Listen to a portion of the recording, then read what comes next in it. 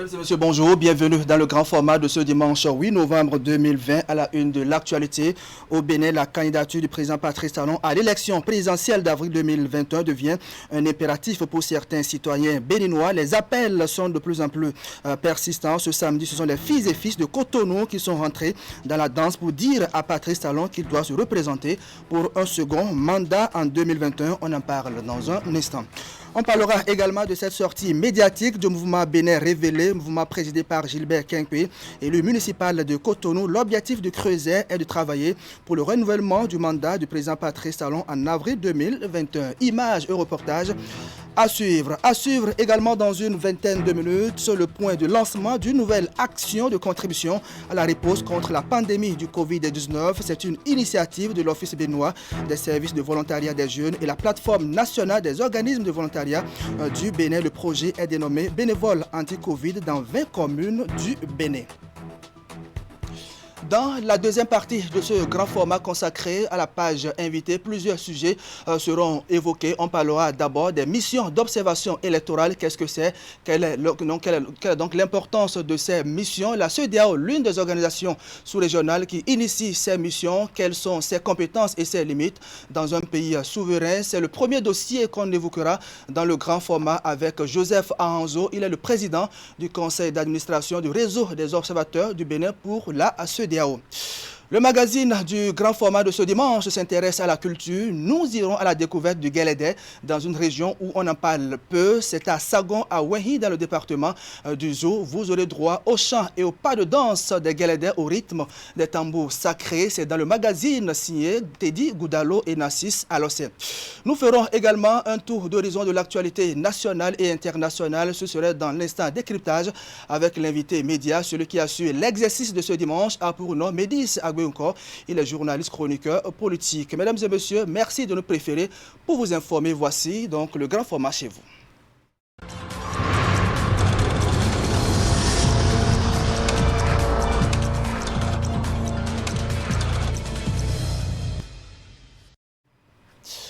On démarre l'aventure avec le point de l'actualité. C'est l'acte 1 du grand format, les suscitations de la candidature du président Patrice Talon pour l'élection présidentielle de 2021 se poursuivent ce samedi 7 novembre 2020. Ce sont les filles et fils de Cotonou qui sont prêtés à l'exercice du moment. C'est à la faveur d'une réunion de haut niveau autour de l'Union d'action pour la consolidation des acquis de la rupture. Le point de la rencontre avec Ali Moumouni.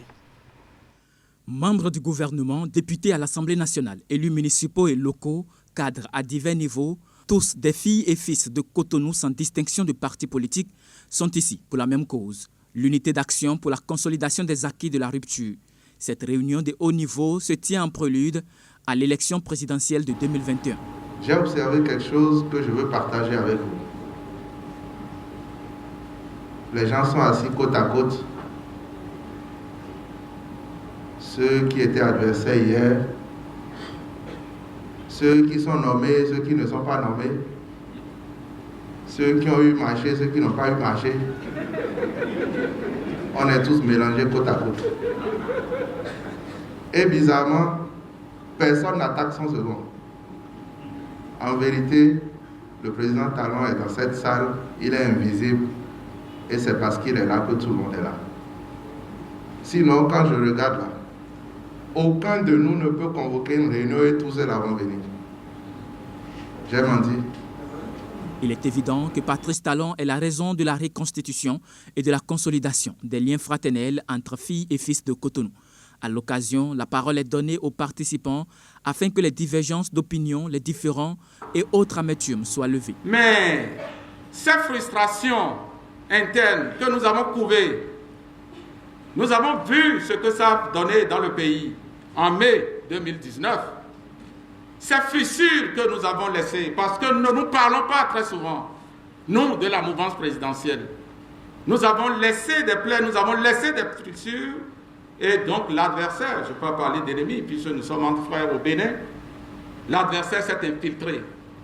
C'est vrai, lors des dernières élections, que ce soit législatives, communales, il a pu y avoir des frustrations, il a pu y avoir des égratignures, il a pu y avoir beaucoup de choses négatives.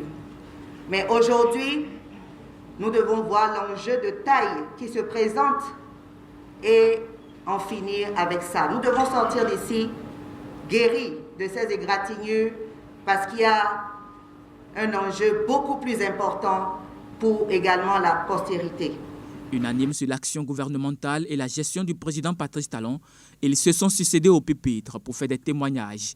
Et tous ont fait cas des différents chantiers engagés depuis 2016 pour le développement du Bénin. Pourquoi ce consensus? Parce que Patrice Talon a convaincu par l'engagement pris et le zèle, la méthode, l'organisation, l'audace, le rêve mis à exécution pour rendre les Béninois dont je fais partie fiers.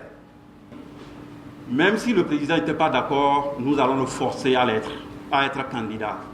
Parce qu'il n'a pas le choix. Parce qu'il n'est pas comme nous autres. Et je dis bien, nous, hommes politiques, on ne peut pas faire ce qu'il est en train de faire. C'est une chance inouïe pour nous. Et on doit le maintenir pendant les 10 ans. Bon an, mal an, il doit rester pour conduire la barque jusqu'à bon port.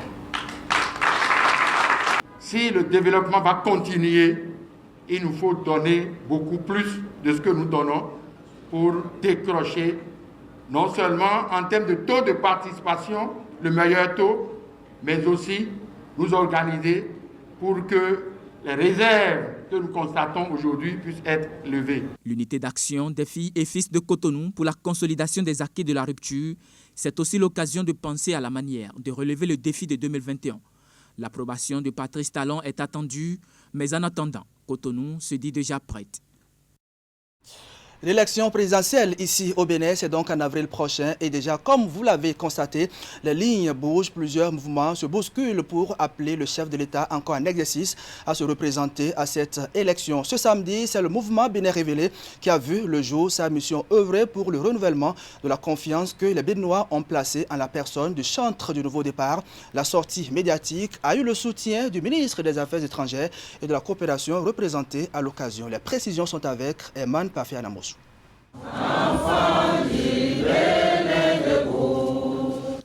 L'aube nouvelle entonnée ce samedi 7 novembre 2020 dans cette salle de conférence de Bénin Atlantic Beach Hotel pour sonner la mobilisation des fils et filles du Bénin dans un élan de continuité.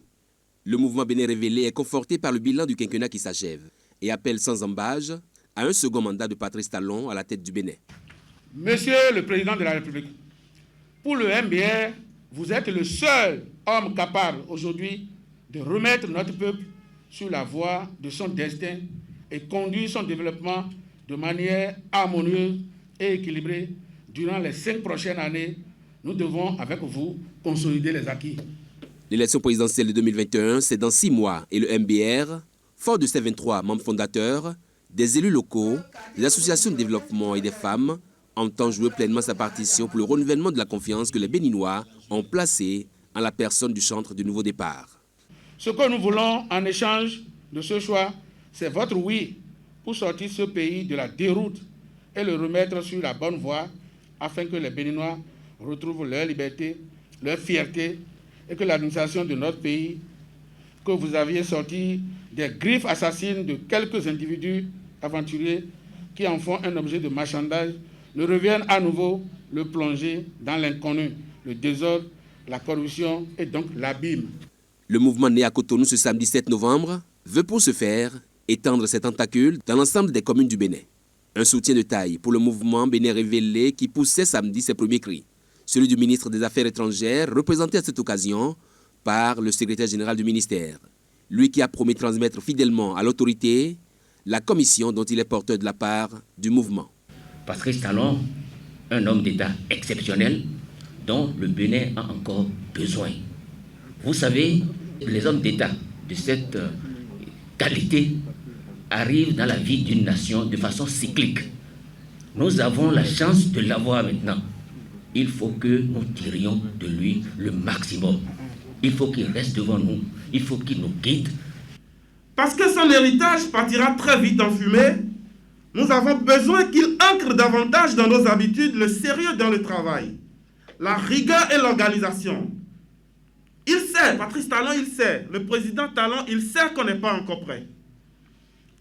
C'est lui qu'il nous faut encore actuellement. Un point d'honneur au respect des gestes barrières, gel de lavage de mains, port de cache-nez rendu obligatoire pour cette frange de militantes et militants du mouvement Bénin Révélé.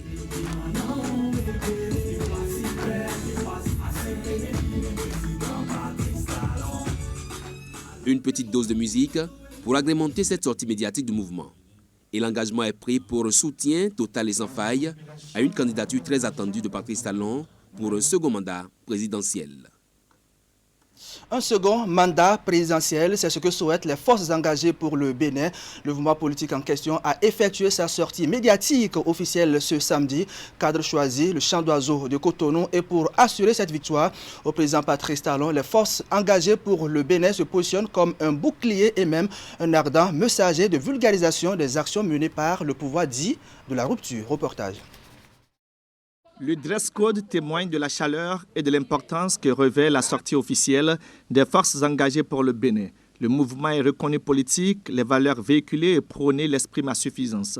Le mouvement dont j'ai l'honneur de présider travaille pour véhiculer des valeurs de dialogue, de tolérance, d'union, de paix, de développement et de continuité des efforts engagés depuis 2016 pour positionner le Bénin au rang des nations prospères et bien gérées.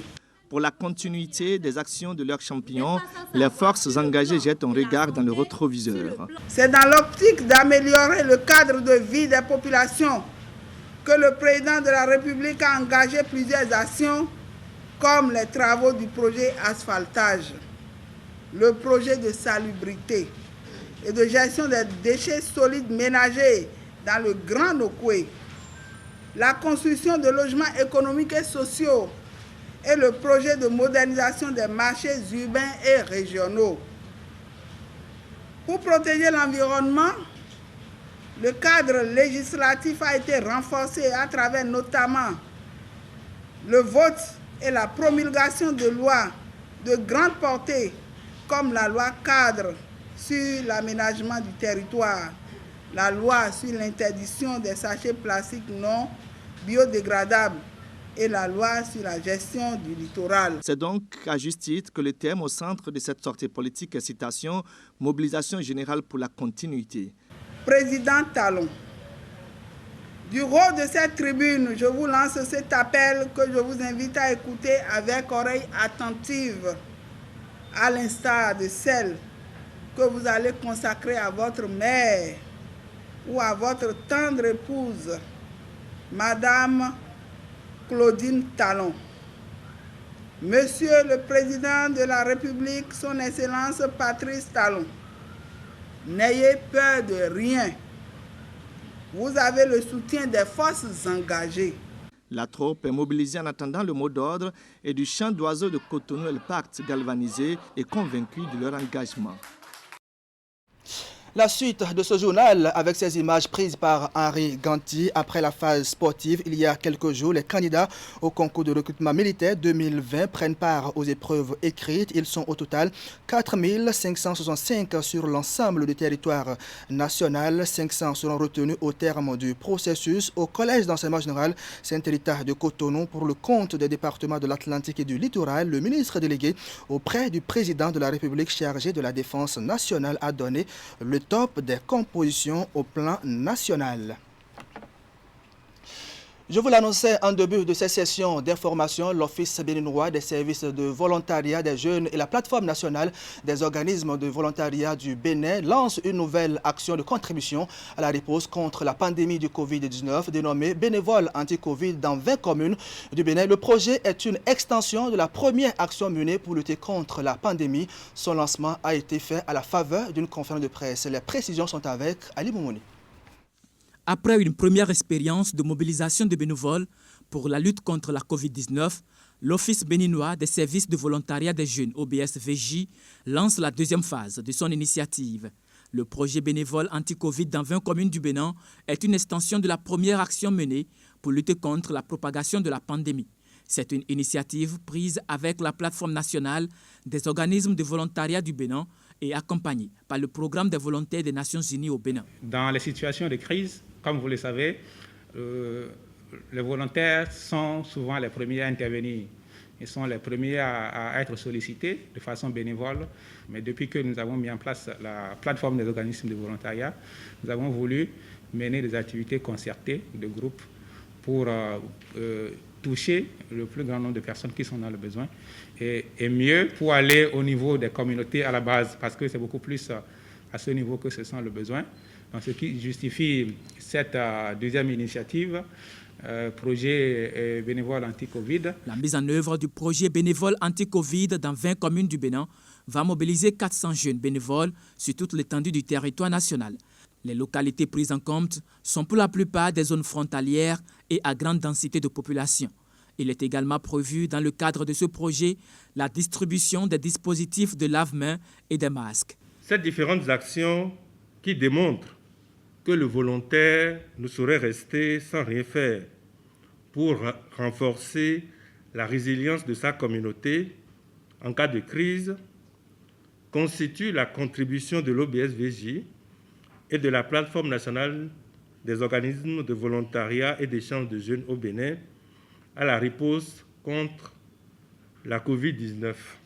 Je voudrais pour finir saisir l'opportunité pour inviter chacun de nos populations à soutenir ces jeunes volontaires et bénévoles qui ont accepté sacrifier de leur temps en apportant un coup de pouce pour la riposte contre cette pandémie au Bénin. Le projet bénévole anti-Covid dans 20 communes du Bénin, de l'OBSVJ et de la plateforme nationale des organismes de volontariat du Bénin démarre le 16 novembre prochain et s'étend sur 2 semaines.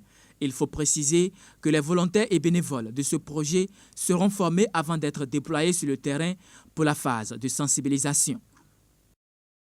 On va parler éducation à présent avec l'École supérieure de management USM Bénin qui relance ses séminaires au titre de l'année académique 2020-2021. La cérémonie d'ouverture de ce rendez-vous mensuel a eu lieu vendredi dernier à Cotonou. Les étudiants sont entretenus sur 2 thèmes majeurs, le système LMD et l'avenir professionnel et l'inclusion financière et le rôle de la finance digitale. On fait le point avec Teddy Goudalo et Ali Mouni.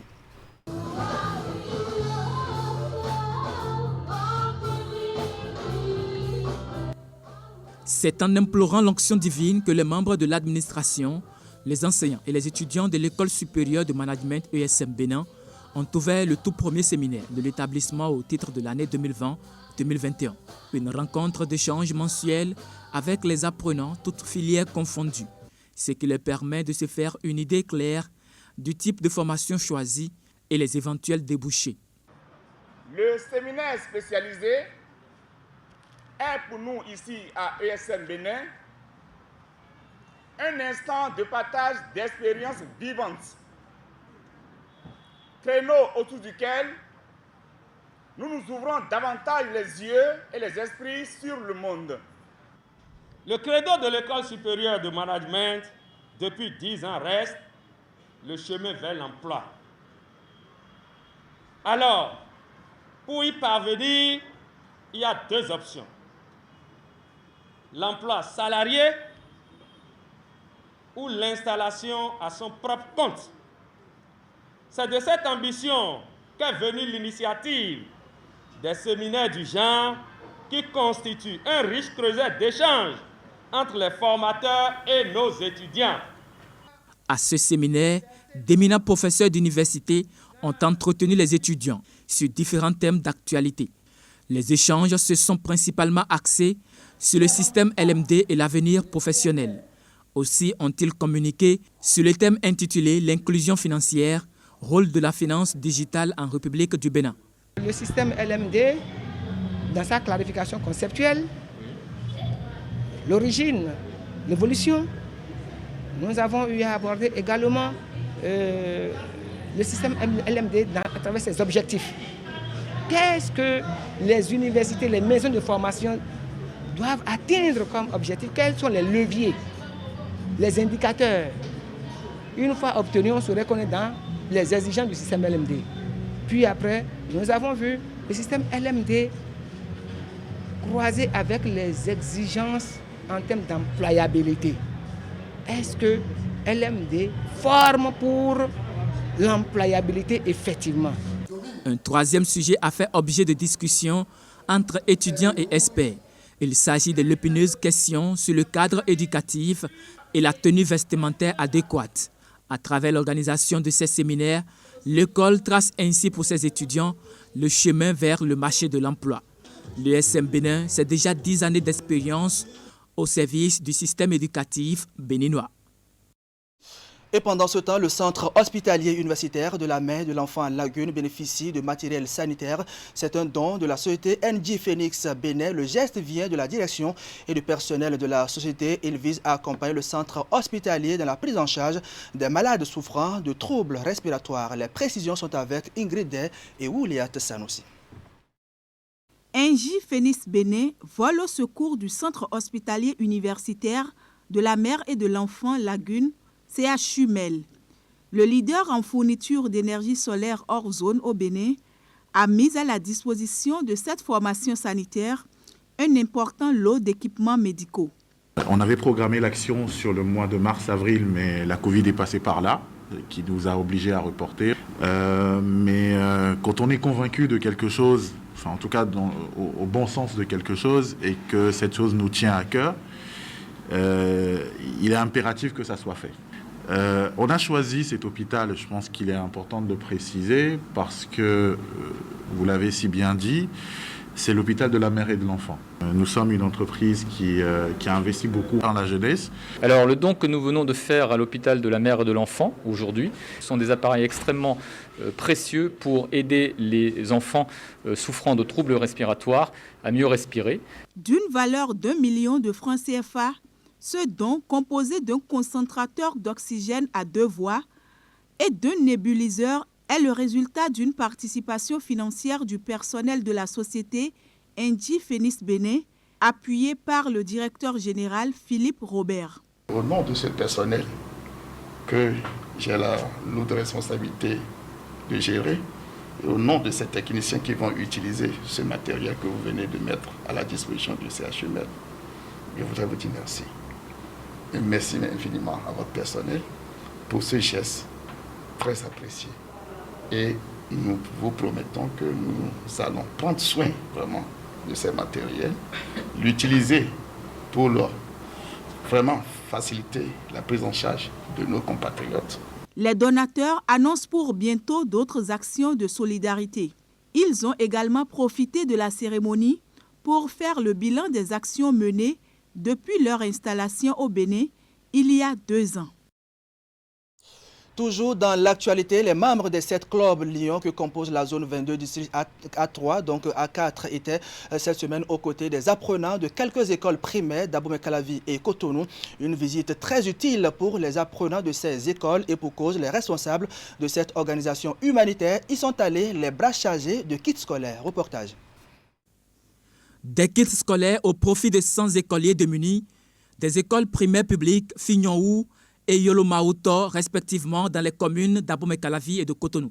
C'est un geste des 7 clubs Lyon que compose la zone 22 du district K103 A4 que gouverne Mori Talabi Olatunji Adebayo.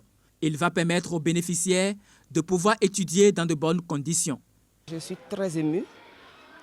Je ne sais même pas comment je vais remercier l'Ins Club avec ce qu'il vient de faire. Nous vous remercions beaucoup. Nous demandons au bon Dieu, au Tout-Puissant, de les bénir et de les protéger et que le club aille de l'avant. Nous vous savons gré et souhaiterons vous voir après. Nous essayons toujours lors de la rentrée de venir en aide à ces écoles-là, surtout aux enfants qui ont vraiment des problèmes. Comme on sait bien le faire, nous ne faisons pas les œuvres avec nos propres sous. Nous allons toujours vers des partenaires et nous avons adressé notre demande avec notre partenaire de tous les jours qui nous suit depuis des années, MTN. Et nous ont offert ces kits-là aujourd'hui que nous sommes venus apporter à ces enfants. Tout comme ces apprenants de ces établissements, les membres des clubs Lyon de la zone 22, dont à la charge Angelo Hospice Berra, ont bravé les eaux pour également apporter des fournitures scolaires aux écoliers de Toyoyomé à Cotonou. À cela s'ajoutent des vivres pour accompagner les personnes vulnérables. Tout ceci répond parfaitement au cahier de charge du Lions Club International. C'est avec un cœur plein de joie que je prends la parole au nom de tous les élèves de l'école primaire publique de Toyoyom. Merci pour ces kits scolaires et vivres que vous nous avez apportés. Si vous parcourez les classes, vous allez constater que jusqu'à présent, il y a encore des élèves qui n'ont même pas un seul bic pour écrire. Ça veut dire que vous êtes venus combler un vide et que c'est une grande joie que vous nous apportez. Alors, c'est vivre, c'est modeste, mais ça pourra aider certaines familles. Tout ce qu'il faut pour pouvoir faire une petite cuisson. Le Lions Club intervient, c'est vrai au niveau de la jeunesse, mais surtout au niveau de la faim. Nous menons beaucoup d'actions dans le cadre de la lutte contre la faim. C'est pour ça que ces kits scolaires ont été accompagnés de vivres. C'est le moment pour les responsables des différentes écoles sillonnées de formuler des doléances à l'endroit des donateurs. Manque de clôture par-ci et déficit de modules de classe par-là, ce sont quelques difficultés qui minent le bon déroulement des activités scolaires. Elles ne sont pas allées dans des oreilles de sourds, ont souligné les donateurs.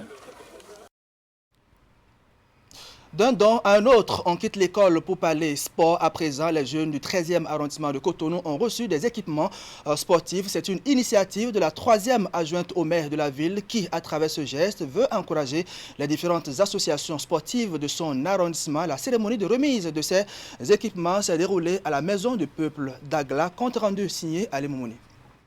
Cette rencontre de la 3e adjointe au maire de Cotonou avec les jeunes du 13e arrondissement est la première depuis les élections communales et municipales de mai 2020. L'autorité est revenue ici rencontrer les jeunes pour leur exprimer sa volonté à les accompagner.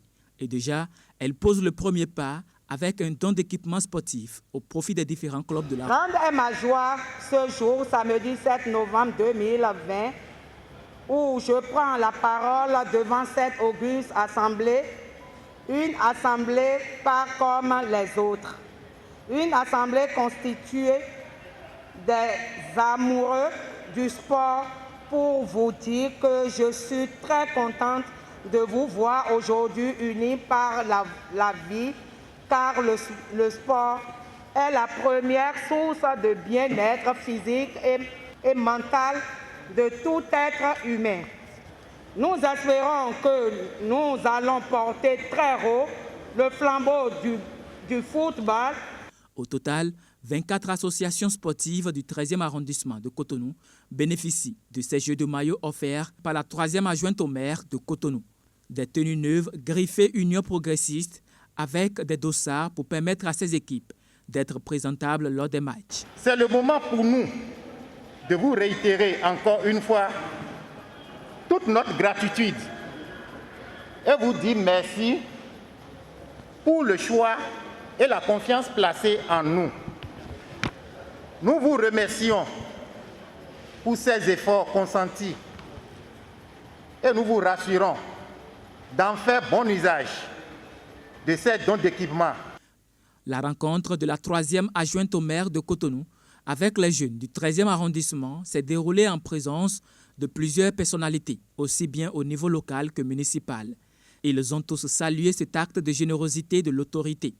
Le député Ordena Ladatin s'est lui aussi déplacé pour soutenir l'initiative. D'accord, elle n'est pas à ses débuts. Elle a l'habitude donc d'appuyer des activités sportives et culturelles dans l'arrondissement, dans la commune. Nous allons faire un plaidoyer pour qu'à la suite du gouvernement, dans le PDC de la commune de Cotonou, que ce genre d'initiative soit programmée afin que les jeunes soient accompagnés. Voilà, c'était donc le point de l'actualité. Première partie de ce grand format. La suite, on ouvre la page invitée dans un instant. Le président du conseil d'administration du réseau des observateurs du Bénin pour la CEDEAO sera avec moi sur ce plateau avec le ministre Joseph Ahanzo. Nous parlerons des missions d'observation électorale, ces missions qu'organise la CEDEAO dans ces pays membres dans le cadre donc des élections. Vous comprendrez tous les contours de cette activité. Mais avant, on va marquer un arrêt. Le temps pour nous de voir nos partenaires à la régie. Faites un pas contre la Covid. Sa propagation peut être stoppée. Ça dépend de toi. Limite tes sorties, mais si c'est nécessaire, porte un max dans tout le public. Oh. La Covid peut tuer, les fausses infos aussi. Vérifie toute info avant de partager. Oh. Le gouvernement sensibilise, les agents de santé mobilisés. Alors que fais-tu de ton côté pour stopper cette maladie? La Covid-19 peut être stoppée, mais ça dépend de toi et moi. Alors que chacun fasse sa part. Peuple du Bénin, la Covid-19 est une réalité, mais nous pouvons arrêter sa propagation si chacun de nous fait sa part. Ceci est un message du gouvernement en collaboration avec UKAID. ESM Bénin, École supérieure de management accréditée par l'État béninois, offre des cours en licence et master dans les filières suivantes: banque et finance et assurance, finance, comptabilité et audit, marketing, communication et commerce, management des ressources humaines, système informatique et logiciel, hôtellerie et tourisme, transport et logistique, entrepreneuriat et gestion de projets, etc. Les diplômes ESM Bénin sont homologués par l'État béninois et reconnus sur le plan international. Des formations à la carte avec introduction de l'anglais, parlé et écrit, l'apprentissage du chinois et l'accompagnement psychologique des étudiants. À ESM Bénin, nous organisons des séminaires de partage d'expériences avec des experts et hommes d'affaires. Pour un avenir assuré et des emplois garantis, choisissez l'École supérieure de management ESM Bénin. Rejoignez ESM Bénin sur le site de Kourounou, face au stade de l'Amitié, et à Calavi, Carrefour Zopa. Pour plus d'informations, contactez +229 21 38 26 43 ou le 97 30 84 84 ou le 96 35 75 75. ESM Bénin, le chemin vers l'emploi.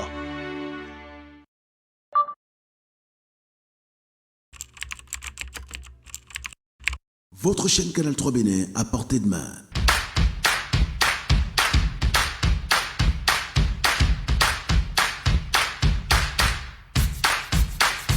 Découvrez désormais, depuis votre smartphone ou tablette, toute l'actualité nationale et internationale, vos émissions préférées de la chaîne Canal 3 en live 24/24, où que vous soyez, à travers son application disponible en téléchargement libre sur Play Store. Canal 3 et sur le www.canal3television.com, vous êtes les bienvenus. Canal 3, la passion de l'image.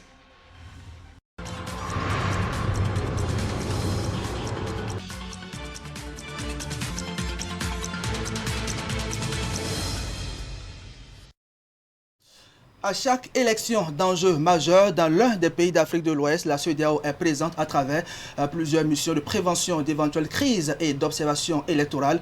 Une mission qui n'est toujours pas appréciée de la même façon par les acteurs politiques concernés. Mais la commission de la CEDEAO joue toutes les cartes possibles pour rester dans l'impartialité et l'objectivité dans ses décisions et observations. Comment ces missions sont-elles conduites? Quelle est donc leur importance? Quel intérêt pour le pays organisateur d'élections? Autant de préoccupations auxquelles mon invité va tenter d'apporter quelques éléments de réponse. Il s'agit du président du conseil d'administration du réseau des observateurs du Bénin pour la CEDEAO. Monsieur Joseph Anzo, bonjour. Bonjour. Bienvenue sur le plateau du grand format. Merci. Alors, on va commencer par mieux comprendre, non pas mieux connaître le ROB CEDEAO. Le réseau est-il créé? Quand et pour quel objectif? Je vous remercie pour cette heureuse opportunité que vous m'offrez. Et tout de suite, je voudrais apporter une précision. Il s'agit du réseau des experts observateurs électoraux du Bénin pour l'espace de la CEDEAO. Donc il ne s'agit pas d'une institution satellitaire de la CEDEAO, mais c'est une organisation non gouvernementale créée au Bénin avec un champ d'intervention large couvrant tout l'espace de la CEDEAO. Ceci étant, je me réjouis en tant que président du conseil d'administration de cette organisation, active depuis l'année 2019, puisque l'Assemblée générale constitutive a eu lieu le 24 avril 2019, et sa reconnaissance officielle est intervenue suite à son enregistrement au niveau du ministère de l'Intérieur et de la Sécurité publique le 27 novembre 2019. C'est une organisation qui a pour but essentiel d'apporter sa contribution à l'amélioration de la gouvernance électorale dans tous les pays de la CEDEAO, avec un point d'intérêt pour l'observation électorale. Très bien. Et dans ce cadre, vous avez observé les dernières élections communales ici au Bénin. Comment a été la première expérience pour vous? C'est une expérience très enrichissante pour nous, d'autant que nous disposons d'une expertise variée et large en la matière. Vous savez aujourd'hui que le domaine de l'observation électorale est un domaine de spécialisation en matière de gouvernance locale et de gouvernance électorale. Donc c'est une opération que nous avons conduite avec beaucoup de professionnalisme en raison de la qualité des experts que nous avons au niveau de notre institution, et nous nous réjouissons d'avoir apporté une contribution importante. Mais nous avons observé ces élections communales et municipales du 17 mai 2020, depuis la phase préélectorale jusqu'à la proclamation des résultats, et nous avons suivi aussi le contentieux électoral. Ce qui nous a permis de faire les analyses en notre sein. Mais nous avons d'abord un rapport d'étape qui est fait, qui a été précédé par une déclaration préliminaire qui rentre dans la logique du fonctionnement des structures spécialisées en matière d'observation électorale. La déclaration préliminaire nous a permis de constater que les structures en charge de l'organisation des élections au Bénin améliorent leurs pratiques au fil du temps. Et c'est un atout qu'il faut chercher à valoriser au fur et à mesure que l'on avance. Deuxième constat que nous avons fait, c'est que le processus démocratique rentre dans la logique de la dynamique que nous observons au plan universel. Puisque aujourd'hui, la gouvernance électorale fait partie de la science, du domaine de la science de gestion, et connaît aussi les mutations de la science de gestion. Cette dynamique s'observe aussi au Bénin et nous l'avons appréciée. Nous avons également apprécié la conscience citoyenne, la conscience civique de nos citoyens. Tant il est vrai qu'il est à regretter quelques actes inciviques qui vont dans le sens des violences verbales et même de certaines violences matérielles. C'est des choses qu'il faut prévenir pour les élections à venir et pour le futur. Et dans ce cadre, le réseau des experts observateurs électoraux du Bénin pour l'espace CEDEAO travaillera aux côtés des institutions, des organisations, des structures compétentes en la matière pour que nous puissions mettre en place ce qu'il faut. Mais il est important de dire ici tout de suite que les partis politiques ont un important rôle à jouer à travers la formation de leurs militants, puisque les populations suivent le comportement, les propos des acteurs politiques. Et ça, nous nous apprêtons à nous rapprocher des partis politiques pour partager avec eux nos stratégies et nos recommandations. Très bien. Concrètement, quand on parle d'observation électorale, en quoi consiste-t-elle? Nous allons prendre le mot de façon littérale, puisque nous sommes face à un public divers et varié. Nous n'irons pas dans des expressions trop techniques. Lorsqu'on parle d'observation, c'est regarder, voir. Mais il y a une approche qu'il faut retenir. Pour voir, observer des élections, ça veut dire que les élections, il faut connaître le processus des élections, les étapes qui marquent une élection. Il y a l'étape préélectorale, l'étape électorale, l'étape du jour du scrutin et l'étape post-électorale. Toutes ces trois étapes méritent d'être observées. Mais dans la pratique, ce que les gens retiennent, c'est l'observation du jour du scrutin. Qu'est-ce qui s'est passé? Comment le vote s'est déroulé? Observez, vous regardez, vous notez et vous rendez compte à celui qui vous a mandaté pour faire l'observation. Ça requiert une certaine aptitude pour celui qui est appelé à observer au nom de l'institution accréditée par le pays pour faire l'observation. Et lorsque vous participez à l'observation, vous êtes encadré et vous observez. En tant qu'observateur, vous pouvez être observateur sur le long terme. Et là, vous faites toutes les 3 étapes que j'ai énumérées tantôt. L'observation préélectorale, électorale et post-électorale. Mais quand vous êtes observateur de court terme, vous observez exclusivement le jour du scrutin. Il importe d'apporter cette précision. Très bien. La commission de la CEDEAO est très active en la matière. Quel est le fondement légal même de ces missions? Le fondement légal des missions accomplies par la CEDEAO repose sur le protocole additionnel de la CEDEAO et le protocole de bonne gouvernance, qui sont les documents cadres qui régissent l'intervention de la CEDEAO dans les pays de la communauté.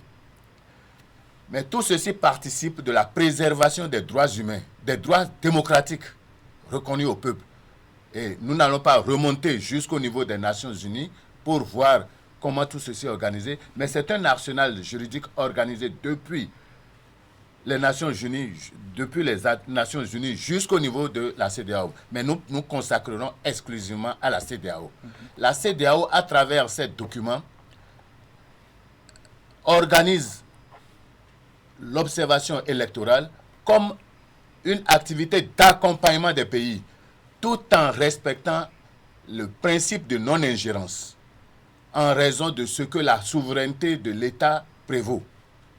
Par conséquent, la CEDEAO se met en rapport avec le pays et voit dans quel domaine sa contribution est nécessaire.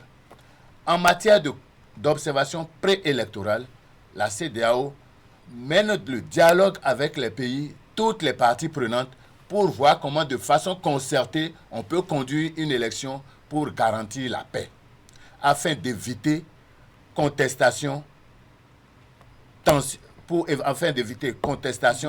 et crise. Donc, CTC, contestation, tension et crise. La CEDEAO œuvre pour que nous évitions cela. Alors, avant le jour du vote, on constate que la CEDEAO mène des actions en amont. Et quel est l'impact de ces actions sur le climat politique préélectoral surtout? Le dialogue est essentiel pour toute élection. Le dialogue au plan national entre toutes les parties prenantes. Ceci fait partie d'une stratégie qui amène la CEDEAO à regarder d'abord l'architecture électorale. Donc, à mener des discussions sur les tests régissant l'élection dans le pays, à amener tout le monde à comprendre l'esprit et la lettre de ces tests et à faire l'unanimité sur la compréhension de ces tests.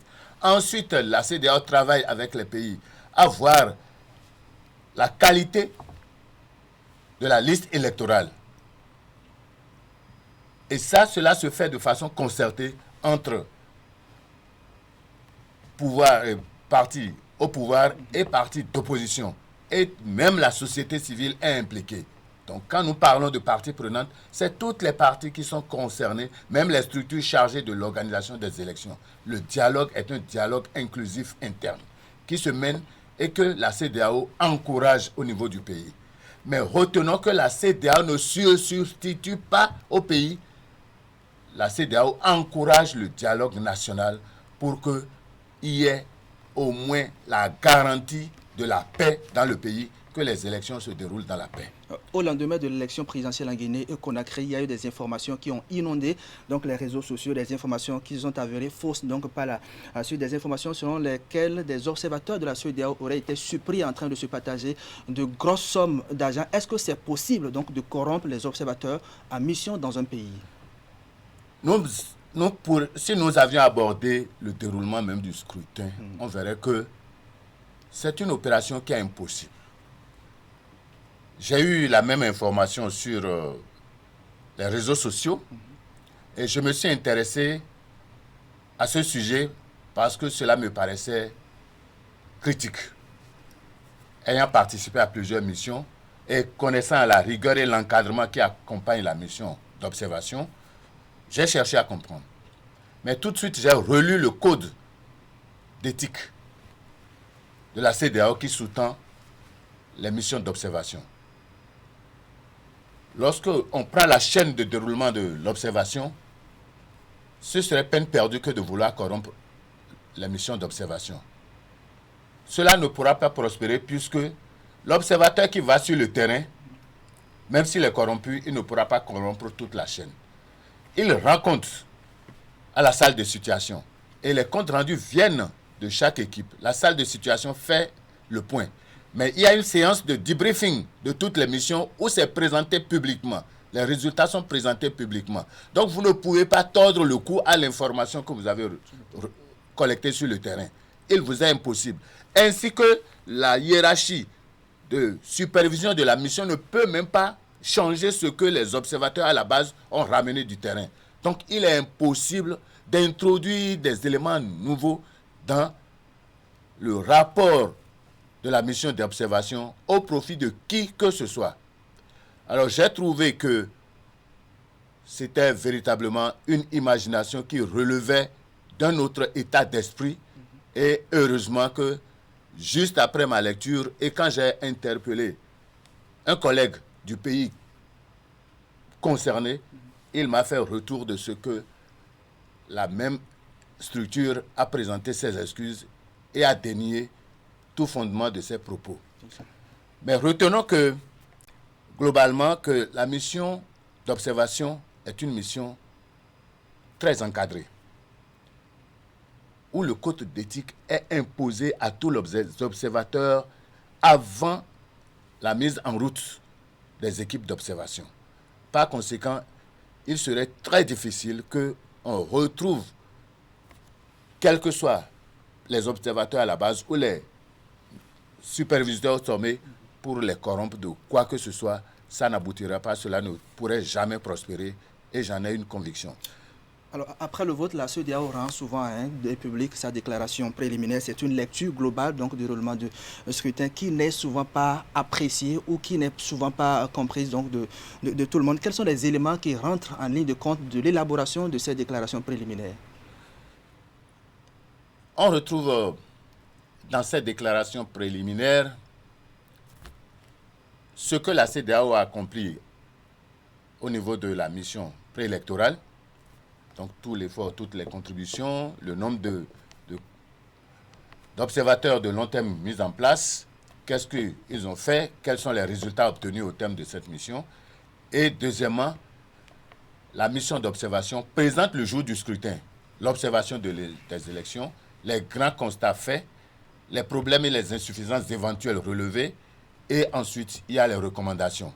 Recommandations pour le pays sous élection, recommandations pour la CEDEAO, recommandations pour d'autres partenaires ayant pris part. Mais il importe de reconnaître aujourd'hui que dans le cadre d'une action concertée entre les différentes structures internationales opérant dans le domaine de l'observation électorale, il y a beaucoup plus de concertation et ces derniers moments, vous constaterez que la CEDEAO, l'Union africaine et même l'Union européenne travaillent de façon concertée pour avoir une même approche d'observation et de perception des conclusions suite aux différentes observations, aux différentes élections observées. On entend souvent certains citoyens disent que la CEDEAO est venue nous imposer le chef de l'État ou est venue choisir le chef de l'État à notre place. Est-ce que la CEDEAO a cette compétence aujourd'hui?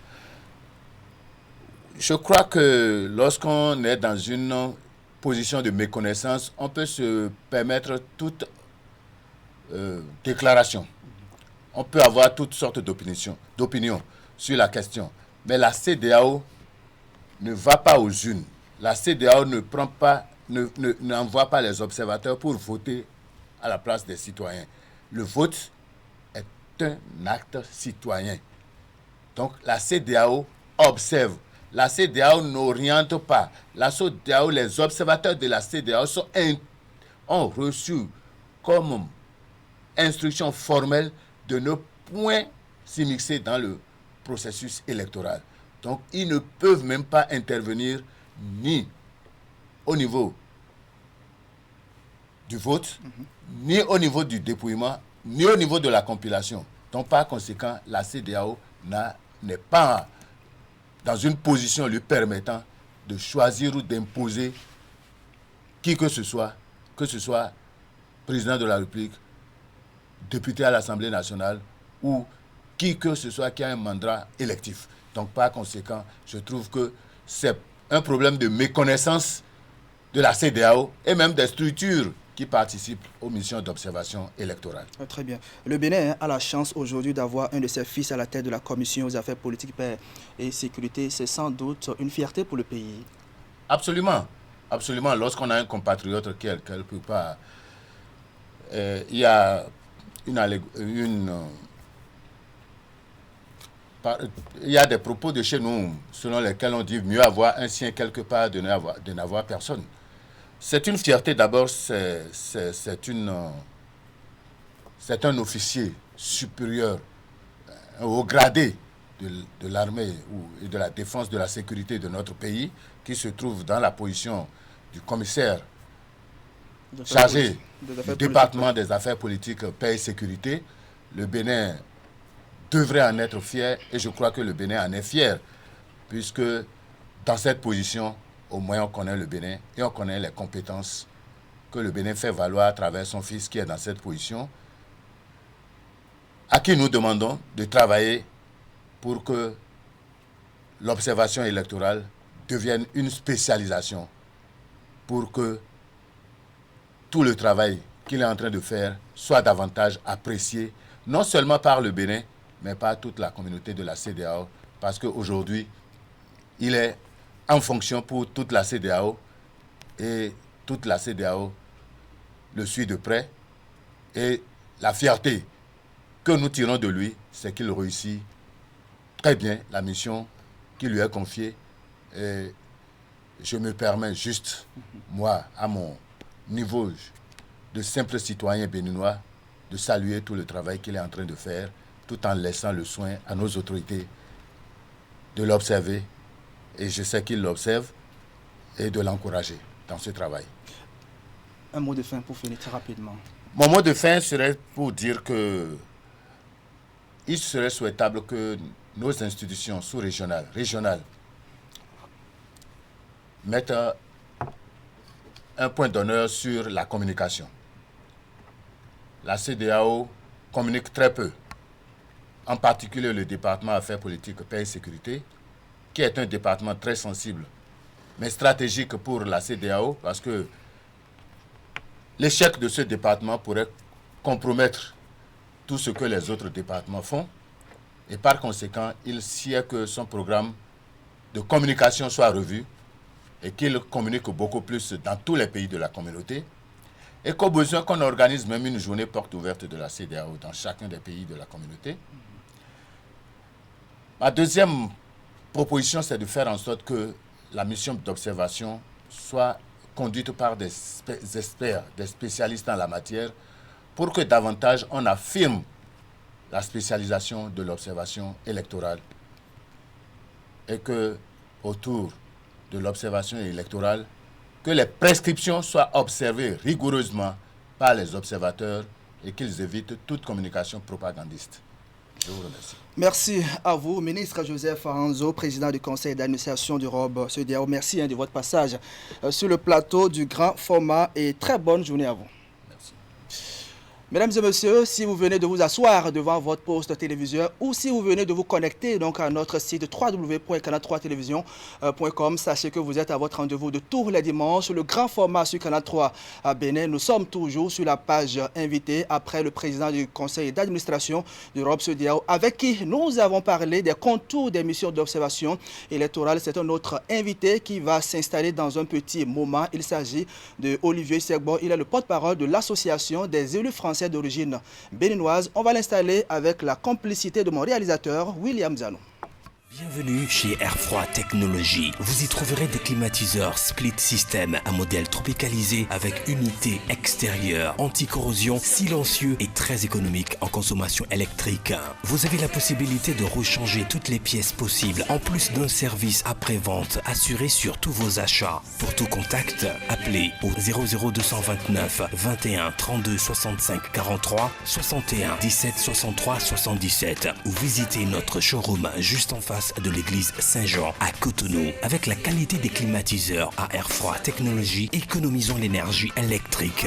Air froid technologie, King Mensa vous le conseille.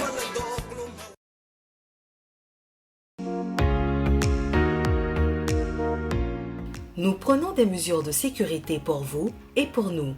Face au Covid-19, LBM Syste Location de Voitures vous protège. Nous mettons un point d'honneur sur le respect des consignes par nos conducteurs.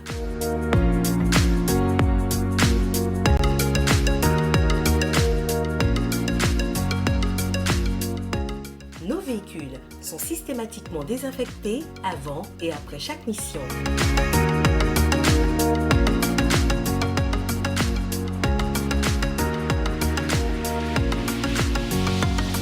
Faites-nous confiance.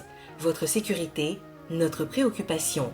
Syste LBM Location de voitures, contact 60 60 60 63.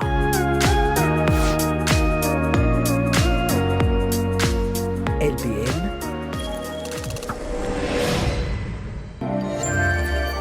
Le carrefour des grandes marques.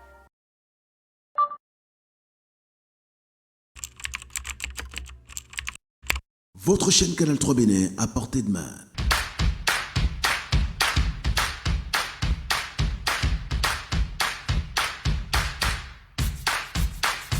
Découvrez désormais, depuis votre smartphone ou tablette, toute l'actualité nationale et internationale, vos émissions préférées de la chaîne Canal 3 en live 24/24, où que vous soyez, à travers son application disponible en téléchargement libre sur Play Store. Canal 3 et sur le www.canal3television.com, vous êtes les bienvenus.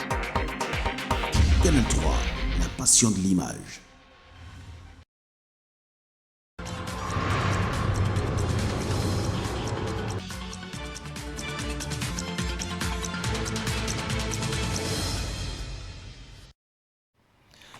Retour sur ce plateau, il est déjà installé. Monsieur Olivier Siago, bonjour. Bonjour, monsieur. Vous êtes le porte-parole de l'Association des élèves français d'origine béninoise. Merci donc d'être avec nous sur ce plateau. Alors, après 2018, vous étiez au Bénin. Donc, une fois vous êtes donc revenu au Bénin pour un audit au état des lieux des communes. Que peut-on retenir de cette mission que vous avez conduite, surtout sur le plan financier?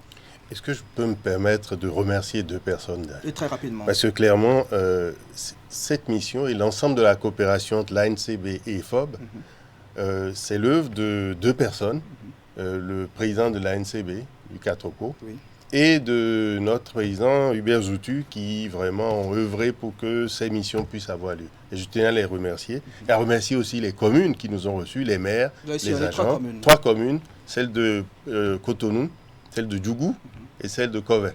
Trois communes qui nous ont ouvert le livre, qui ont ouvert tous les documents que nous avons demandés pour avoir une bonne appréciation de la gouvernance locale. Et qu'est-ce que vous avez constaté? Sur le plan financier, c'est ça que vous avez abordé à ce sujet. Mais la première chose, parlons des trains qui arrivent à l'heure, nous avons constaté une vraie connaissance, une vraie maîtrise de l'ensemble du processus budgétaire. Clairement, tous les services que nous avons rencontrés sur cet aspect maîtrisent parfaitement ce processus. C'est peut-être dû aussi au fait que vous avez ici un contrôle du préfet sur la légalité des budgets. Donc c'est vrai que si les préfets sont assez rigoureux, il est très difficile de faire... donc ceux qui gèrent ces dossiers-là les gèrent très très proprement. Et donc nous n'avons vraiment pas de remarques particulières. Sinon, une bonne remarque, c'est que ça se passe bien. Par contre, et là où ça se... on peut avoir des points d'amélioration, disons. Un, c'est sur la non-consommation des budgets d'investissement. Clairement, vous avez beaucoup de budgets qui sont affectés aux communes et qui ne sont pas consommés d'une année sur l'autre. Alors que les communes se plaignent de n'avoir pas assez de ressources, il est quand même étonnant qu'on fasse des reports d'une année à l'autre et ce budget d'investissement n'est pas consommé, faute de compétences pour instruire des dossiers et apporter des dossiers suffisamment crédibles pour que l'investissement puisse se faire. Pour moi, ça a été quand même, pour nous, ça a été une surprise. Quand on se plaint qu'il n'y a pas d'argent et que l'argent est disponible, il faut savoir comment l'utiliser. Voilà. Donc ça, c'est un premier point sur lequel vraiment, je pense qu'il y a une marge de progression en apportant aux collectivités les compétences nécessaires et l'assistance pour pouvoir faire ce travail. La deuxième remarque, observation que nous faisons, c'est que les grandes villes ont procédé à la libération de l'espace public. Donc on peut penser aussi, là encore une fois, que les recettes non fiscales, notamment les patentes, les impôts collectés, on a là une réelle opportunité pour pouvoir identifier les acteurs économiques parce qu'ils sont plus volants, ils sont dans des lieux fixes, parce que vous traversez Cotonou aujourd'hui, vous avez des boutiques partout. Donc les agents économiques sont bien identifiables. Donc c'est une vraie opportunité. Et malgré tout, malgré cette opportunité, les recettes non fiscales sont en chute libre. Donc pour nous, c'est quand même un point d'amélioration également qu'il faille faire, qu'il faut corriger. Et le dernier point, c'est pour le grand public. Si on veut parler budget, je rappelle qu'il y a deux grandes branches dans les budgets communaux. Il y a le budget de fonctionnement et le budget d'investissement. Dans le budget de fonctionnement, vous avez intérêt, lorsque vous gérez bien votre commune, à avoir des recettes propres qui vous permettent de payer le personnel, de faire de l'entretien et de faire vivre votre commune. Le point d'amélioration que j'observe là, c'est que les recettes propres sont utilisées quasiment en quasi-totalité à couvrir des frais de fonctionnement, à couvrir des frais de carburant, de déplacement et tout. Et on a très peu de part qui est réservée à l'entretien des infrastructures et des ouvrages. Là, le Bénin est en chantier. Les rues sont asphaltées, d'autres sont... Il y a des pavés un peu partout, y compris sur des rues communales. À terme, il reviendra aux collectivités d'entretenir ces voiries quand l'État va transférer la gestion, l'exploitation aux collectivités. Donc clairement, pour nous, il y a quand même là des points d'amélioration qui peuvent faire l'objet d'un processus continu d'amélioration dans les collectivités. Et quant au budget d'investissement, on l'a dit tout à l'heure, il faut absolument qu'on puisse avoir des compétences dans les collectivités qui instruisent les dossiers et apportent la part qui va bien. Alors, certains acteurs de la décentralisation estiment que le Bénin doit faire assez d'efforts en matière de transfert des ressources financières aux communes. Est-ce que vous partagez cette préoccupation? Vous savez, la décentralisation, les communes n'ont jamais assez d'argent. Ce n'est pas nouveau, c'est pas au Bénin, partout. Mais il faut, là encore, une fois, un dialogue entre le législateur, l'exécutif et les collectivités, ici représentées par la NCV. Typiquement, lorsque vous regardez, c'est un peu hors du champ de notre investigation, mais je réponds quand même à votre question. Oui. Lorsque vous regardez, par exemple, tout ce qui est entrepris dans les collectivités aujourd'hui, normalement, tout ce qui est entretien, investissement sur les routes, aurait dû être pris sur le budget des collectivités. Donc, quand on dit que l'État ne donne pas assez, intégrons déjà cette part dans le budget des collectivités, parce que l'État entretient et met en œuvre les routes nationales. Mais les routes communales, c'est de la responsabilité de la commune. Et pourtant, aujourd'hui, quand on regarde dans ce qui est fait sur le PAG, il n'y a pas de différence entre les routes nationales et les routes communales. Vous voyez que ce transfert, si on devait en tenir compte... C'est une façon donc de transfert des ressources. Ça fait aussi un transfert des ressources. Ceci étant, n'avançons pas, ne jetons pas le bébé avec l'eau du bain. Il y a quand même un besoin de regarder un peu certaines communes qui sont quand même assez démunies. Notamment, lorsque ces communes participent à des collectes de taxes, je prends les antennes GSM, elles sont partout par exemple, et les opérateurs télécoms payent des taxes sur les antennes GSM. Ailleurs, ce qui se fait, c'est qu'une part de cette taxe est reversée aux communes qui portent ces infrastructures-là. Donc, je dirais, je vous réponds un peu comme ça, mais il faut l'étudier à fond, il faut aller plus à fond sur le sujet et voir comment est-ce que cette répartition peut se faire. Mais chaque fois, ces sujets, c'est le législateur, c'est les députés à l'Assemblée nationale, c'est l'exécutif, donc le gouvernement, le ministère de la décentralisation et tout, et les communes qui doivent mettre les livres à plat et puis regarder comment est-ce qu'on peut accompagner les communes dans leurs besoins d'investissement. Et le dernier point qui se fait aussi ailleurs, c'est une péréquation. Une péréquation, c'est quoi? Il y a des communes qui sont riches, qui ont des investissements, qui ont des entreprises qui contribuent à leur budget. il y en a qui n'ont pas d'entreprise, qui n'ont pas d'industrie sur place, qui n'ont pas de grandes entreprises. Donc, on peut demander aux villes qui ont un peu plus de moyens de mettre dans un pot commun et on répartit ce pot commun au prorata du nombre d'habitants par commune, tout simplement. Et ça, généralement, on appelle ça une dotation globale de fonctionnement. Et ça permet de répondre un peu à des problématiques d'équilibre du territoire.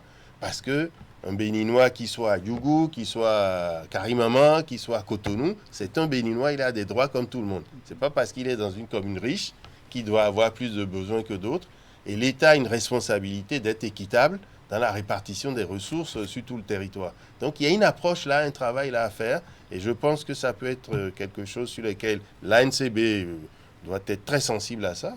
J'ai entendu le président de l'ANCB, Luc Quatrepoint, en parler, et c'est normal qu'on puisse avoir une réflexion dans ce sens-là, parce que clairement, vous passez à Kilibo ou à Savè, vous n'avez pas les mêmes infrastructures qu'à Savalou ou ailleurs, ou à Glazoué, par exemple, où vous avez des usines qui tournent, ou des choses comme ça. Ailleurs, on n'a pas ça. Donc, à un moment donné, il faut trouver comment on fait pour que tout Béninois soit équitablement géré en termes de dotation de l'État. Alors, après tout ce travail que vous avez fait, quels sont les aspects sur lesquels il faut véritablement travailler pour améliorer la gouvernance locale et aussi, surtout, le service rendu aux populations à la base?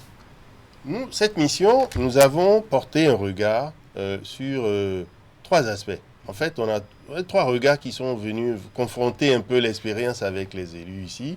Le premier regard, c'est la qualité. La qualité, comment on rend un service de qualité aux usagers. Et le mot usager ne plaît pas beaucoup d'ailleurs. On parle d'usager, contribuable, client. Voilà.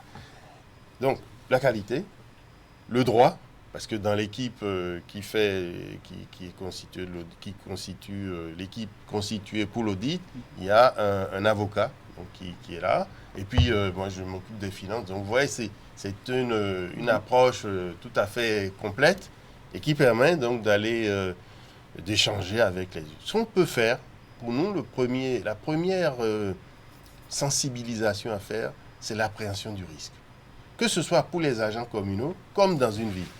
Je prends un exemple. Vous voyez pas de nommer de ville, mais comme ça, parce que notre but, c'est pas d'indexer une ville en particulier. Oui, vous avez des rues, des routes sur lesquelles vous avez des caniveaux qui sont éventrés ou des avaloirs qui n'ont pas de grille.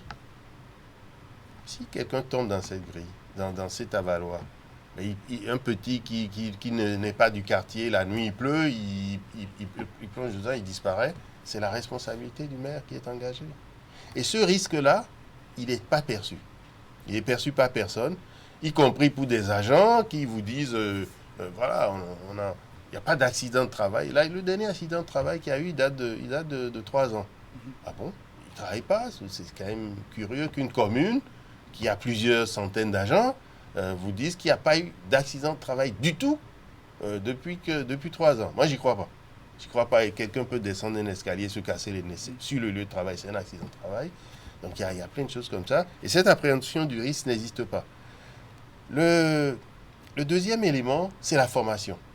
Pour nous, il faut vraiment, vraiment mettre le paquet sur la formation qui a son pendant, c'est un bon recrutement. On ne peut pas dire que les recrutements obéissent à des règles qui échappent un peu à l'efficacité, à l'efficience. Donc, à un moment donné, il faut ramener les recrutements. L'État interdit les recrutements dans les collectivités pour l'instant.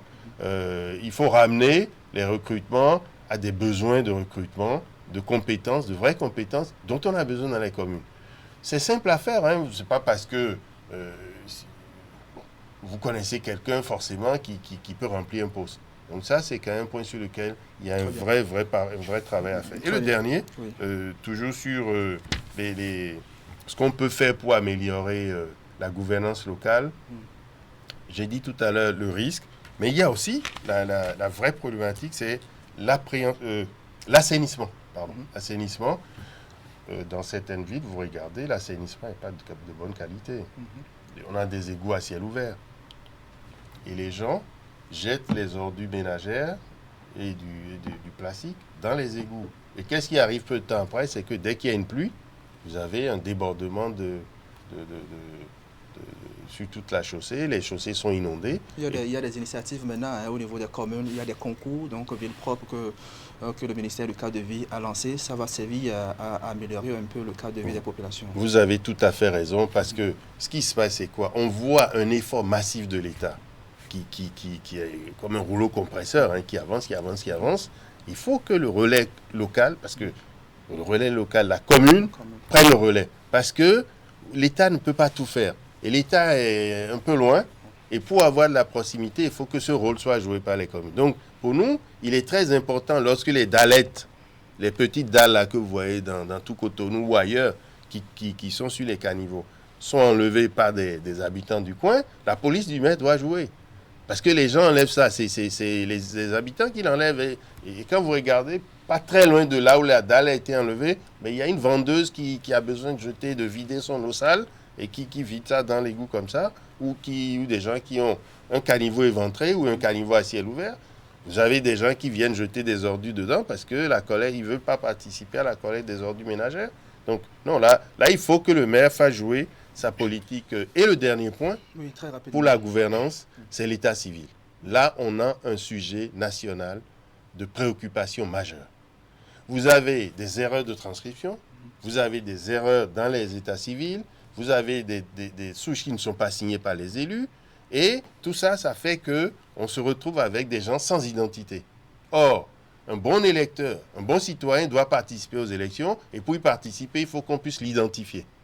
D'accord ? Alors, vous êtes un Béninois vivant en France, mais vous avez gardé un lien fort avec votre pays d'origine. Vous suivez sans doute l'actualité sociopolitique au Bénin. Quel regard portez-vous sur le bilan du président Patrice Talon? Est-ce que vous avez noté des progrès? Là vous me posez une colle quand même, parce que c'est pas très difficile de vous répondre. Ah oui. Ah ben oui, parce que le Bénin a été métamorphosé. En 2018, notre dernier passage est là. C'est une métamorphose totale. Donc, vous voyez, c'est pas très compliqué de répondre à votre question. Non. Clairement, on a en plus un souci d'efficacité qui se conjugue avec un souci d'esthétique. Et ça, tout ça contribue à transformer complètement le Bénin et à faire du Bénin une terre où on a plaisir à revenir, nous qui sommes à l'étranger. Et je pense que c'est un mouvement qui va s'amplifier. Parce que tout simplement, le Bénin a mis fin à la fatalité, à la résignation, et a pris son destin en main. Clairement, c'est un pays qui va de l'avant et qui est en pleine dynamique, et je crois que beaucoup vous le diront, et je ne trahis aucun secret de polichinelle en vous disant que le Bénin est vraiment sur une très très bonne lancée. Merci à vous, Olivier Serbo, porte-parole de l'Association des élus français d'origine béninoise. Passez une très bonne journée. Merci à vous qui m'avez reçu. Mesdames et messieurs, c'est l'heure du magazine du grand format et c'est juste après ceci.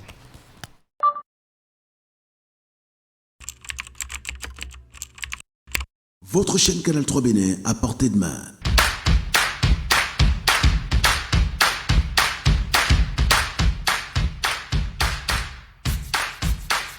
Découvrez désormais, depuis votre smartphone ou tablette, toute l'actualité nationale et internationale, vos émissions préférées de la chaîne Canal 3 en live 24/24, où que vous soyez, à travers son application disponible en téléchargement libre sur Play Store. Canal 3 et sur le www.canal3television.com, vous êtes les bienvenus. Canal 3, la passion de l'image.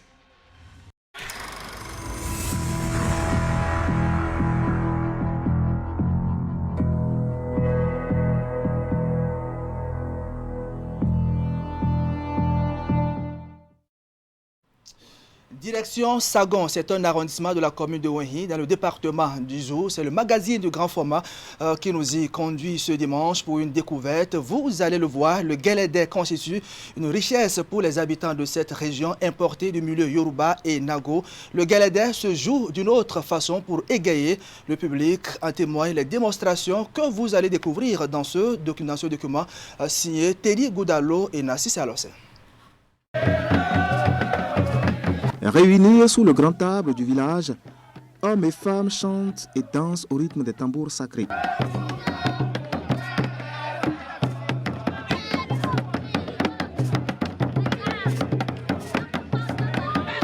Le Yafosokbe est fredonné en chœur comme pour dire nous sommes prêts à mettre en valeur notre identité culturelle. C'est une chanson en guise de libation qui annonce la sortie du Guélédé, un culte ancestral d'origine Yoruba et Nago, mais savamment exécuté ici à Sagon, l'un des grands arrondissements de Wenhi, au centre du Bénin, à environ 71 km de Cotonou.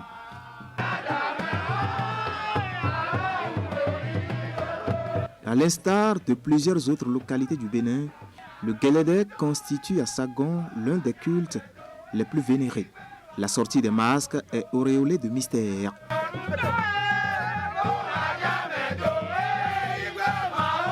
Parés de leurs plus beaux habits, les populations se donnent rendez-vous au coucher du soleil pour accueillir les masques sacrés Guélédé.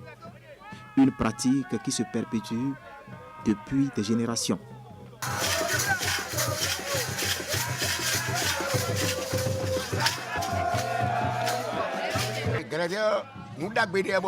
Le Guélédé est une pratique ancestrale. Il est d'origine Yoruba.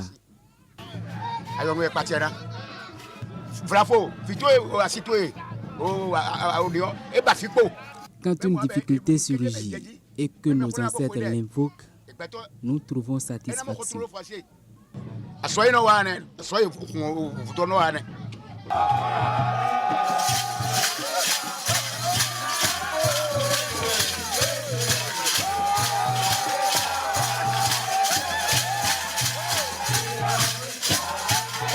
Ici, à Sagon, la diversité des pas de danse et les démonstrations spectaculaires font la fierté des populations. Un véritable moment de plaisir et d'évasion pour les uns et les autres.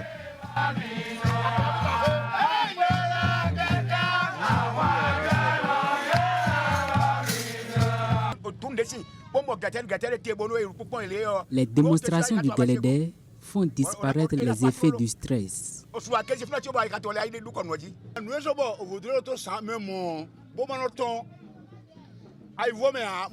La nuit est le moment idéal pour la sortie des Guélédé. Il incarne la paix en sortant dans l'obscurité. C'est pourquoi nous veillons à ce que les lumières soient éteintes à chaque sortie de certains Guélédé.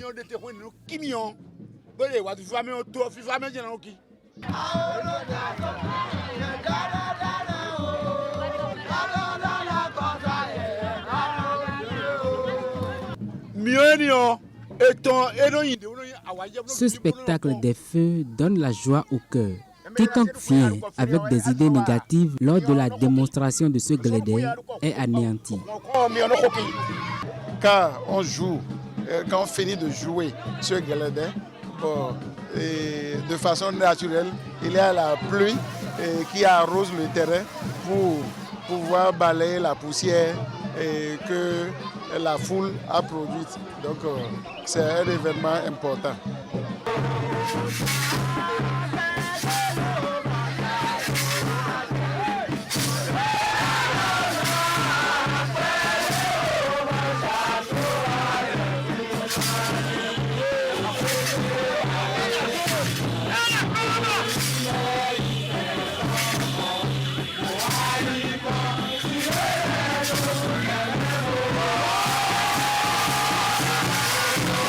À l'œuvre de la conception de ces masques Guélédé, ce jeune peintre sculpteur.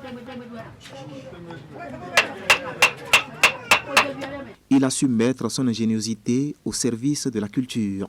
Et c'est ici, dans son atelier, qu'il taille sur mesure les différentes figurines pour égayer le public. Un pur héritage de son feu père.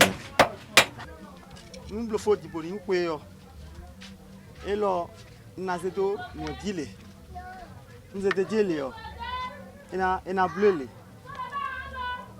e blele yo afaketon elo na yaga bo we golo na yaga bo ena gun aloton le e wa aloton le na fendo una ze ezele yo ena zeru ko agale.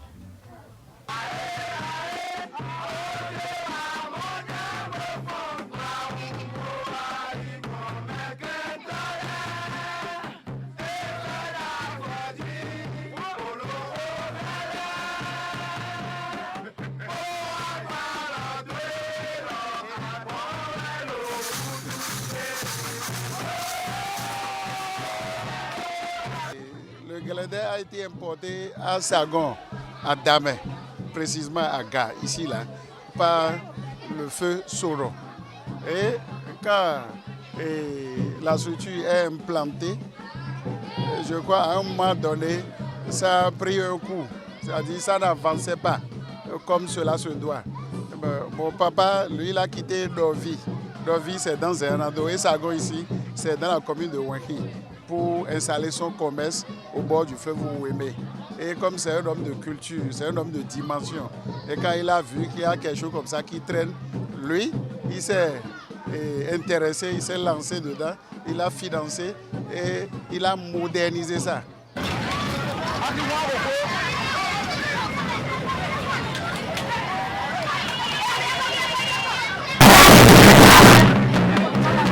Ce véhicule sculpté en bois est le chef-d'œuvre qui mobilise toutes les attentions. À bord, 2 passagers peu ordinaires qui rendent le public tout joyeux à travers ces démonstrations.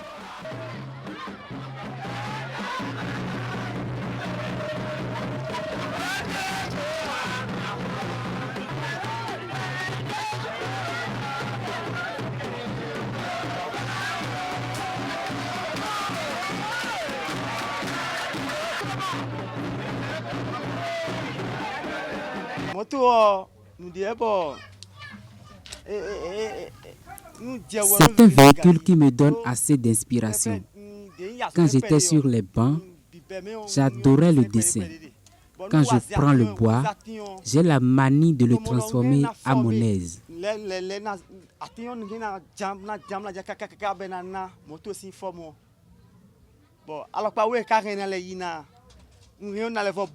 Je trouve toujours l'idée de faire en sorte pour que le véhicule se déplace.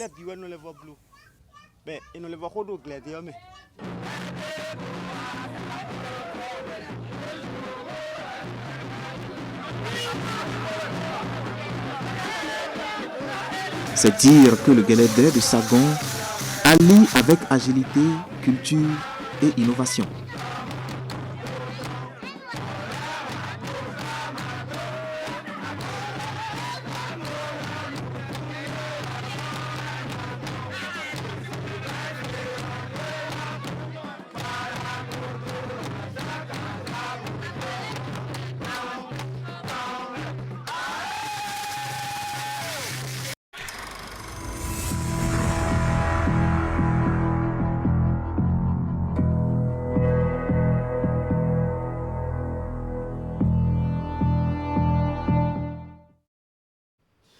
Voilà, c'était donc le magazine du grand format signé Teddy Goudalo et Nassis Alossé. Et en complément d'informations, j'ai sur ce plateau Teddy Gandigbe, journaliste culturel au quotidien Matin Libre. Bonjour. Bonjour Idriss Boukari, alors, bonjour chers téléspectateurs vous venez du Canal 3. cette très belle démonstration de Galédé inscrit au patrimoine de l'UNESCO. Qu'est-ce que cela vous dit?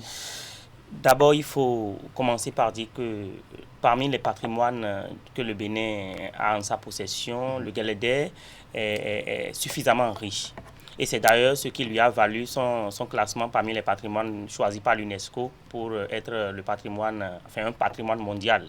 Et aujourd'hui, lorsque on parle de Galédé, c'est vrai, on ne pense pas tout de suite à la dimension culturelle parce qu'il faut rappeler qu'avant tout, le Galédé est d'abord une divinité qui, entre-temps, est vénérée dans les milieux Yoruba et Nago.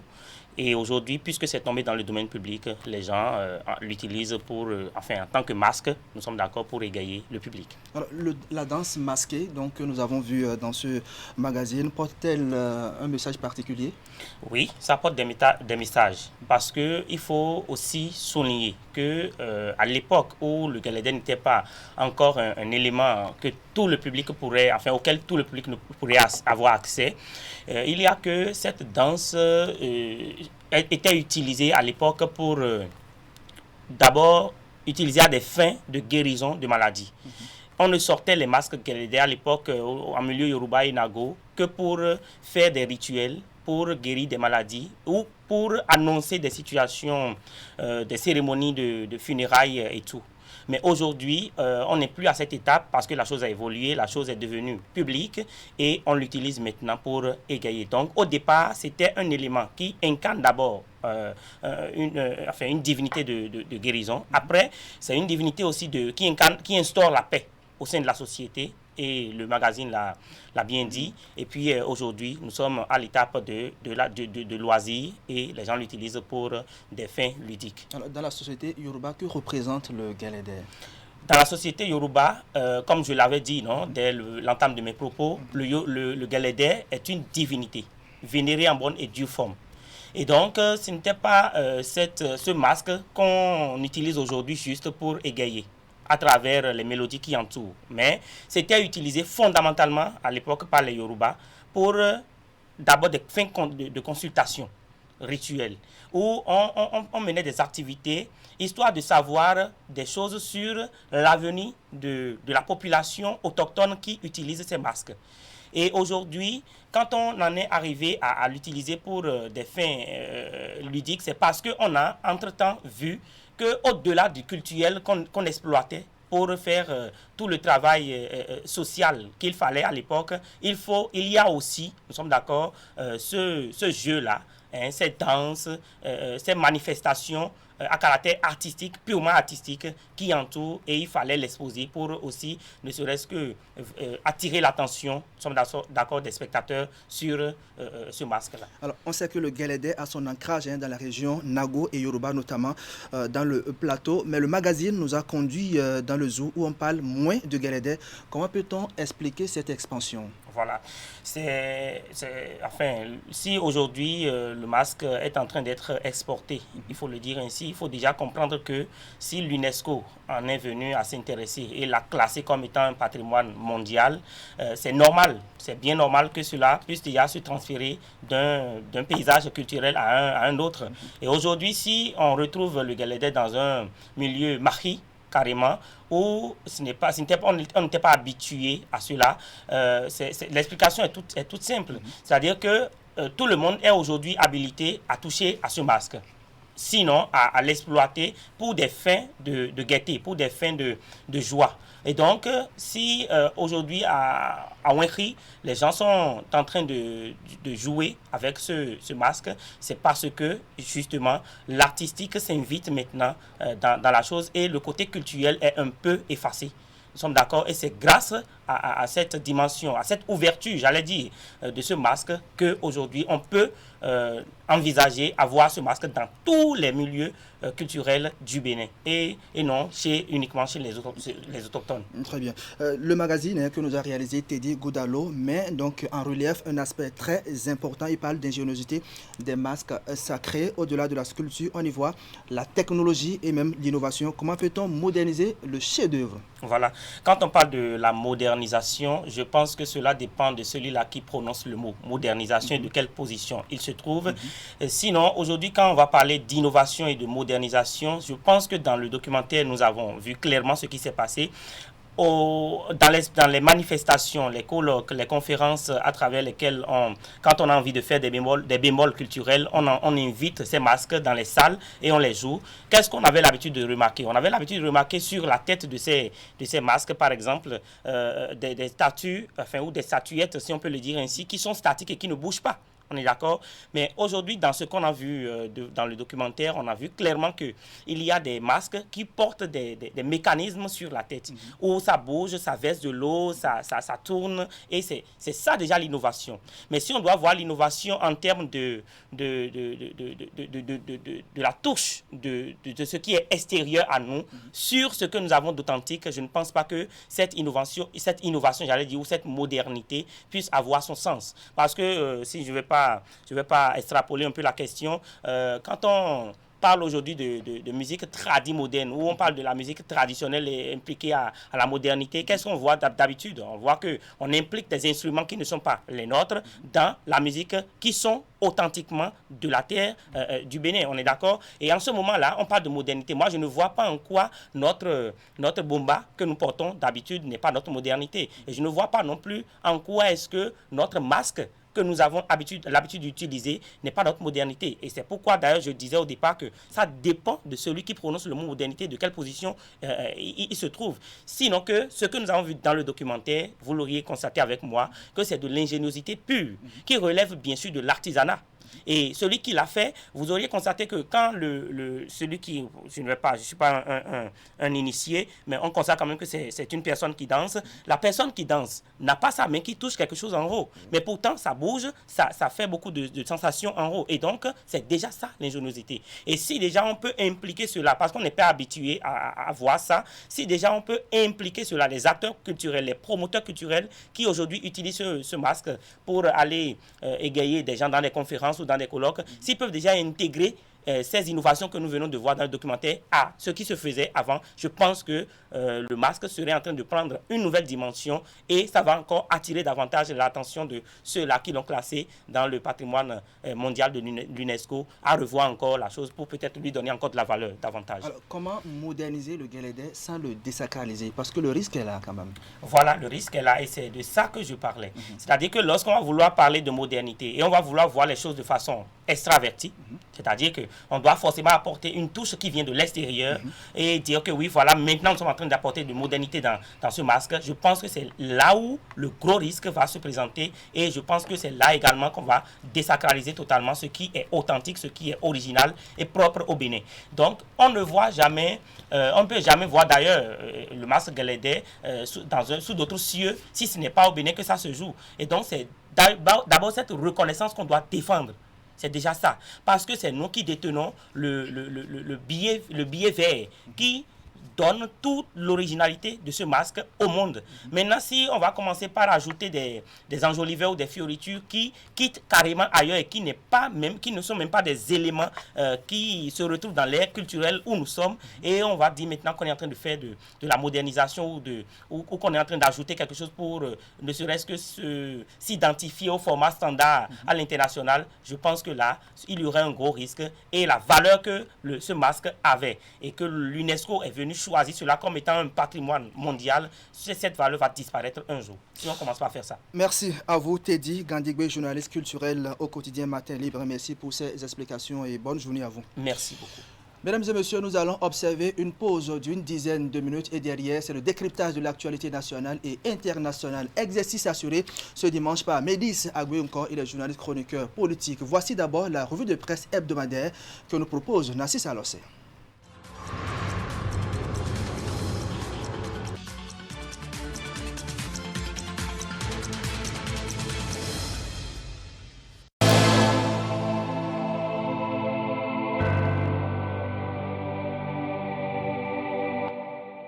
Bonjour à toutes et à tous. Les chantiers de construction des marchés urbains à Cotonou ont reçu cette semaine la visite du chef de l'État et selon les publications, c'est une visite surprise initiée par Patrice Talon pour constater par lui-même l'évolution des travaux. Le quotidien La Nation fait le compte et précise qu'au total, 4 des 9 marchés modernes en construction à Cotonou ont été visités par le président de la République. En somme, conclut le quotidien du service public, c'est un supplément d'âme que Patrice Talon apporte au chantier de construction des marchés modernes à Cotonou. Selon le quotidien Fraternité, le périple a été fait sous les ovations des populations, spontanément mobilisées à chaque arrêt du cortège présidentiel et qui n'ont pas boudé leur plaisir pour exprimer leur satisfaction de la gouvernance Talon. Visite inopinée de certains chantiers à Cotonou, Patrice Talon ovationné pointe le quotidien matinal qui voit dans la ferveur observée autour du chef de l'État un camouflet pour ses opposants. C'est un contraste, s'exclame le journal Bénin Intelligent, qui semble faire allusion à l'actualité récente des femmes des marchés. Des femmes qui constatent la publication ont plutôt célébré Patrice Talon. Le quotidien Libération lui fait référence à la profession de foi faite par l'homme du nouveau départ à sa prise de fonction et écrit que Patrice Talon est déjà porté en triomphe dans les marchés de Cotonou. Au-delà de cette profession de foi qui visiblement est restée gravée dans beaucoup de mémoires, le quotidien Fraternité s'intéresse à la posture de l'actuel occupant de Palais de la Marina et trouve qu'il lance déjà l'offensive pour la présidentielle de 2021. À quelques mois d'une élection cruciale, commente mon confrère, un président peu habitué à descendre sur le terrain qui s'auto-flagelle d'impopularité mais qui paradoxalement s'offre un bain de foule dans les marchés en chantier, c'est loin d'être un hasard. L'autre indicateur, relève la publication, c'est l'uniforme kaki porté par Patrice Talon. Une tenue de combat à tout point de vue pour certainement envoyer un message fort à ses adversaires dans la course à la marina. Un peu comme pour leur dire « Je suis prêt pour la compétition d'avril 2021 », ajoute Fraternité. En tout cas, avec l'engouement observé autour de l'homme, on peut d'ores et déjà retenir que Patrice Talon a réussi son test de popularité et reste l'homme de la situation, martèle Fraternité. Et l'opposition qui pensait que l'impopularité est synonyme de rejet total devra mieux travailler ses muscles pour s'inviter sur le ring de la présidentielle 2021 pour défier l'actuel locataire du palais de la Marina, conclut le Canard de Ménantin. Seulement, le quotidien Matin Libre semble se demander comment le chef de l'État peut-il devenir aussi populaire à quelques mois de cette échéance électorale. C'est une opération de charme, constate le journal, qui trouve qu'à 5 mois de la fin du quinquennat, on continue de faire des promesses aux femmes. Après Cotonou, Patrice Talon est annoncé à Parakou la semaine prochaine. L'information fait la 2 de 1 du journal Soleil Levant pour lequel le chef de l'État veut poursuivre sa tournée de constatation du niveau d'avancement des travaux d'infrastructure lancée par son régime. Et cette visite serait la 2e de l'homme du nouveau départ à Parakou depuis son élection à la tête du pays, constate la publication. Parlant de l'élection présidentielle de 2021, le quotidien Matin Libre publie la liste avec photo à l'appui des pressentis au poste de vice-président. On y voit 3 députés, dont 2 élus Union progressiste, Gérard Benonchi et Talanta Zimé, et Robert Gbian, élu Bloc républicain. À ces 3 élus parlementaires, mon confrère ajoute le ministre de la décentralisation et de la gouvernance locale, Alassane Seydou, membre influent de l'Union progressiste. Le journal croit savoir que le candidat au poste de vice-président viendra du rang de ces 4 personnalités. Un avis que ne partage pas le matinal. Le journal trouve plutôt qu'Ablaye Biotchane a le profil idéal. Candidature de Patrice Talon à la présidentielle de 2021. Biotchane, un profil de vice-président, pointe la publication, qui rappelle tout de même que le dernier mot revient au futur candidat Patrice Talon. Si les choses se précisent pour ce qui concerne l'identité des porte-étendards de la mouvance pour la compétition électorale de 2021, c'est toujours le flou au sein de l'opposition, constate le quotidien Fraternité et le matinal. Présidentielle de 2021, écrit en gros titre le matinal, les candidats de l'opposition peinent à s'annoncer. Le quotidien Fraternité lui parle de mystère autour des prétendants. À 6 mois de l'échéance, détaille le journal, l'incertitude prend le pas sur la certitude au niveau de tous les partis politiques opposés à l'actuelle gouvernance du Bénin. Et ils ne sont pas sûrs d'aller à la conquête du pouvoir d'État. Freinés dans leur élan par le parrainage pour les uns et manque de notoriété pour les autres, ils sont actuellement plus observateurs qu'acteurs du jeu politique. Et au journal de conclure que pour la présidentielle de 2021, il est difficile de pouvoir compter sur une participation qualitative de l'opposition. Toujours en politique, les partis éligibles au financement public ont reçu cette semaine une partie de la cagnotte. Financement public des partis politiques, les partis Union progressiste, Bloc républicain et Force Cori pour un Bénin émergent reçoivent leur chèque, pointe la Nation. Le quotidien du service public ajoute qu'ils ont reçu au total 80% du montant qui leur revient après la répartition du 1,5 milliard alloué à cet effet. Les quotidiens Le Matinal et Fraternité vont un peu plus dans les détails et publient le montant reçu par chacune de ces formations politiques. Et selon mes confrères, l'Union progressiste, aujourd'hui première force politique au Bénin, a reçu le gros lot qui s'élève à 590,5 millions de francs CFA. Vient ensuite le Bloc républicain, classé 2e à l'issue des dernières élections au Bénin. Le parti au logo cheval cabré a reçu 505,9 millions de francs CFA et la 3e formation éligible, la Force Cori pour le Bénin émergent, a bénéficié de 103,5 millions de francs CFA. Le quotidien Libération a fait sortir sa calculette et placade à sa une la somme de montants alloués à ces formations politiques. Au total, 1,1 milliard de francs CFA ont été distribués, précise mon confrère. Pour le matinal, cette consécration du financement des partis politiques est une première historique au Bénin. Fraternité parle d'une bouffée d'oxygène aux partis politiques. Seulement, relève la publication, le financement public des partis politiques prend corps dans une pluie d'incertitudes. Des ressources publiques, fruits des efforts du contribuable béninois, sont affectées par la Sénat à des acteurs qui ont souvent manqué à leur vocation constitutionnelle d'animateurs de la vie politique. Le défi aujourd'hui, poursuit la publication, c'est qu'un usage à bon escient soit fait de ces ressources affectées dans un pays où la corruption est un mal qui a la peau dure. Et à mon confrère de souligner l'urgence du fonctionnement de la Cour des comptes qui, 1 an après la révision de la loi fondamentale au Bénin, demeure un tigre sur papier. En tout cas, pour qu'une formation politique soit éligible, il lui faut justifier les ressources financières et leur utilisation, rappelle Fraternité, qui insiste sur le contrôle de la gestion de ces fonds alloués aux partis politiques. Financement public des partis politiques, conclut le journal. Pérennité, mais exigence du contrôle. En Côte d'Ivoire, le quotidien Fraternité nous informe de la tension post-électorale et selon le journal, les domiciles de plusieurs opposants ont été encerclés par la police. Au moins 3 cargos de la police et pick-up sont postés devant la résidence d'Henri Konan Bédié, écrit Fraternité, qui ajoute que la police a délogé les journalistes qui y étaient regroupés pour un point de presse de l'opposition. Scénario identique devant plusieurs domiciles de leaders de l'opposition où les forces de l'ordre sont présentes. C'est le cas de Pascal Afin-Guessan dont la maison a été complètement encerclée par un fort détachement de la gendarmerie, ajoute Fraternité, qui nous informe en même temps que l'opposition annonce la création d'un conseil national de transition. À en croire la publication, c'est le candidat du Front populaire ivoirien Pascal Afin-Guessan qui l'a affirmé au nom de l'opposition. Une opposition qui dit ne plus reconnaître Alassane Ouattara comme président de la République. Son maintien au pouvoir est susceptible de provoquer une guerre civile, a dit M. Afin-Guessan dans des propos rapportés par le Canard de Ménotin.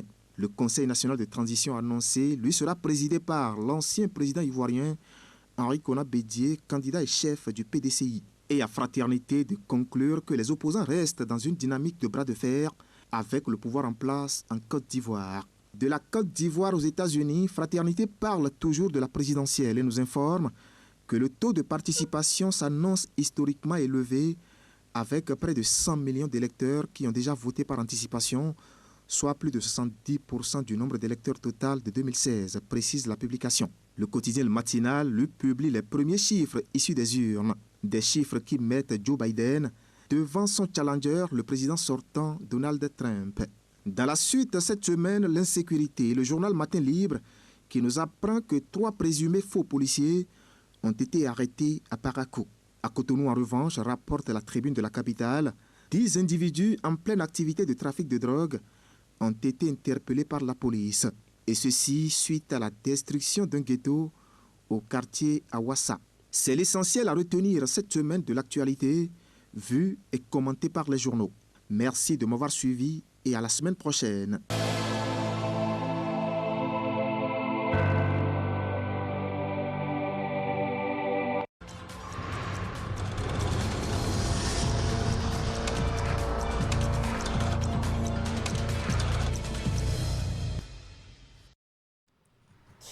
Voilà, c'était à l'instant la revue de presse hebdomadaire signée Nassis Alosek que nous allons retrouver dimanche prochain sur le grand format. Mais en attendant, retour sur ce plateau avec mon invité média, Bédis Agboyonko. Bonjour. Bonjour, chers confrères. Vous êtes journaliste chroniqueur politique. Merci d'être à ce rendez-vous. Alors, le président Patrice Talon a fait une sortie cette semaine et cette sortie continue de nourrir l'actualité. Quelle analyse faites-vous de cette sortie de Patrice Talon? Merci bien, chers confrères, puisque nous avons constaté, comme les compatriotes, que le président Patrice Talon était sur le terrain au cours de la semaine, et plus précisément dans les marchés, pour visiter les infrastructures marchandes en construction. Et quoi de plus beau en termes d'objectifs lorsqu'un chef d'État décide d'aller voir comment évoluent des chantiers ou bien des projets de grands travaux qu'il a initiés. Donc, l'objectif de ce déplacement, je trouve que cela est vraiment légitime parce que nous savons que les problèmes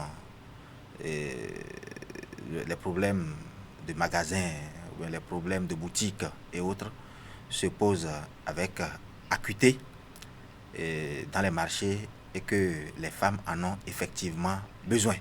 Mais une question, c'est de savoir, est-ce que le ministre en charge des infrastructures et des transports, en tant que ministre sectoriel, ne pouvait pas... Le ministre du cadre de vie. Ou le ministre du cadre de vie ne pouvait pas faire cette visite et rendre compte au chef de l'État.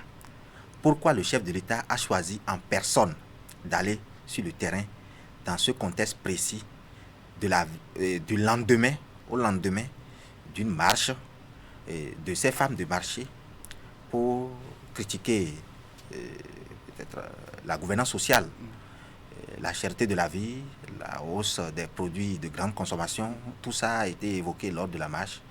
Donc, ce qui nous amène à nous poser la question de savoir si, entre-temps, il n'y a pas eu une autre intention cachée ou bien un autre dit qui sous-tend cette sortie, cette tournée, qui est peut-être que le chef de l'État a voulu profiter, faire d'une pierre deux coups, visiter les infrastructures, profiter pour rencontrer les femmes. Oui, peut-être s'imprégner des conditions dans lesquelles elles mènent leurs activités. Voilà, et que cela peut également constituer aussi une stratégie de réponse politique. Tout ça, c'est possible, c'est une hypothèse. Est-ce que c'était nécessaire? Bon, c'est pour ça que je dis que c'est une hypothèse, puisque, bon, d'accord, j'ai appris que vous avez marché, mais me voici, je suis toujours proche de vous, je ne vous ai pas oublié. Voilà, je suis venu en personne regarder ou bien visiter les projets que j'ai. Donc ça peut avoir toute cette signification. Mais une chose est louable. C'est les initiatives de ces gens d'infrastructures, de ces gens de construction qui sont en cours, puisque les femmes dans les marchés en ont véritablement besoin. Mais Patrice Talon, il a été ovationné par les femmes dans les marchés. Mais c'est normal. Lorsqu'un chef d'État sort, surtout un chef d'État comme le nôtre, qui n'aime pas sortir régulièrement, lorsqu'il sort une fois et va vers les populations, c'est tout à fait juste qu'il soit ovationné. Puisque, bon, là, ça ne pose aucun problème. Le président de la République, le président d'un pays dont vous êtes citoyen, il est arrivé vers vous, le saluer, l'ovationner, l'applaudir, ça n'a rien d'extraordinaire. Seulement qu'à un certain moment, dans les commentaires, il y a eu des abus de langage par endroit, par moment où on est allé même jusqu'à parler parfois de bains de foule, tout ça. Est-ce que c'est les groupes qu'on a vus au bord des marchés en train de ovationner? Est-ce que c'est ces groupes qui constituent déjà ce qu'on appelle bains de foule? Ou bien est-ce qu'il y a une autre définition du concept de bain de foule? Bon, ça c'est des interrogations secondaires liées à cette activité. Alors, le chef de l'État, il est annoncé à Parakou jeudi prochain. C'est sa deuxième visite en 4 ans dans le Septentrion et toujours à Parakou. Quelle analyse faites-vous de ces déplacements de Patrice Talon? Il faut rappeler d'abord qu'aux premières heures de sa prise de pouvoir, le président Patrice Talon était à Parakou. Il était allé rencontrer les populations et il a fait des promesses également. Voilà, il a fait des promesses également.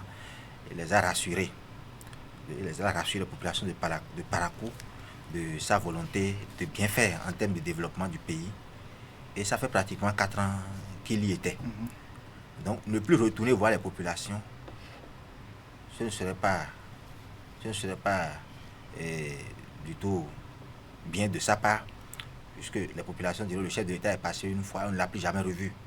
Donc, ce déplacement permettrait de corriger cela, d'éviter cela du moins, parce que le chef de l'État, peut-être, il ira pour visiter les chantiers, les projets qui sont en cours, mais les populations retiendront également que le chef de l'État est revenu.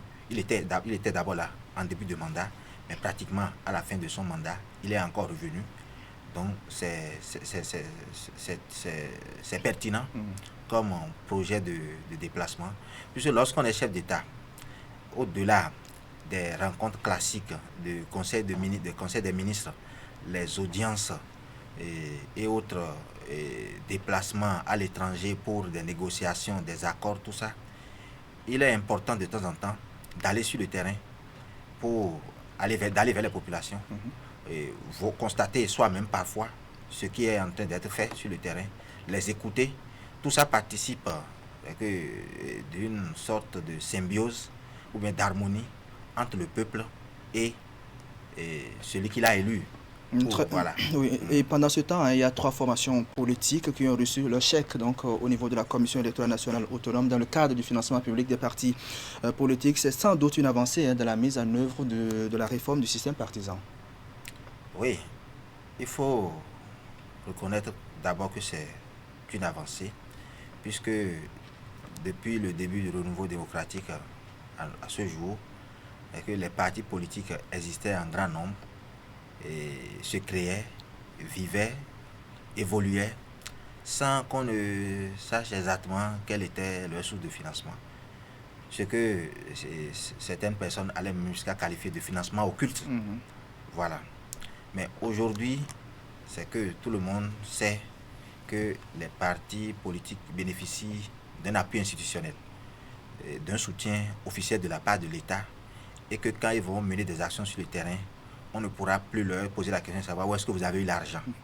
C'est ce qui justifie l'avancée.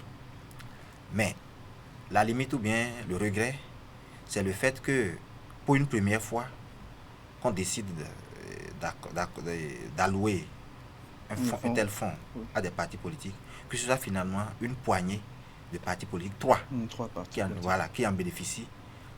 Sur la dizaine. Bon, non seulement sur la dizaine, et que les partis politiques traditionnels qui ont animé la vie politique de notre pays depuis le renouveau démocratique jusqu'à ce jour, pratiquement aucun d'eux ne figure sur la liste des bénéficiaires. Le PRD, le FCBE. Bon, dans les anciens partis qui ont fait le parcours, fait le combat vraiment jusque-là, au bout du rouleau, c'est qu'aucun d'eux ne figure sur la liste des bénéficiaires. C'est vrai qu'on nous répondra que c'est la conséquence des réformes, que c'est parce qu'ils n'ont pas pu remplir les conditions, c'est parce qu'ils ne sont pas à jour. Bon, tout ça, c'est des arguments qu'on peut évoquer, mais il faut que les réflexions évoluent pour que désormais les prochains financements ne soient plus seulement destinés à un groupe ou bien à un groupuscule, mais que ce soit vraiment, l'éventail soit vraiment élargi pour que ce soit vraiment un soutien bénéfique à la grande majorité ou bien à l'essentiel des partis politiques. Ou bien que tous les partis politiques puissent travailler pour remplir les critères, les critères exigés par que les partis politiques également, travaillent pour remplir les critères, mais que ça ne sonne pas bien, quand même qu'on dise que dans un pays aussi démocratique comme le nôtre, que l'État a accordé des financements et que finalement ce n'est que 3 partis qui ont été éligibles, c'est que ça ne sonne pas bien, ça n'honore pas notre pays. Le défi surtout, c'est l'utilisation rationnelle de ces fonds. Ah oui, il y a également un défi à ce niveau. Il faut que ces fonds soient utilisés de façon rationnelle et que ces fonds n'entraînent pas des querelles intestines, que ces fonds n'entraînent pas des malcompréhensions à l'interne. Bon, ça, c'est des débats au niveau des partis. Voilà. Alors, actualité oblige, on va dire un mot sur l'élection présidentielle aux États-Unis, les démocrates qui reprennent le contrôle de la Maison-Blanche. Oui, les démocrates reprennent le contrôle de la Maison-Blanche à l'issue d'une élection présidentielle avec suspense.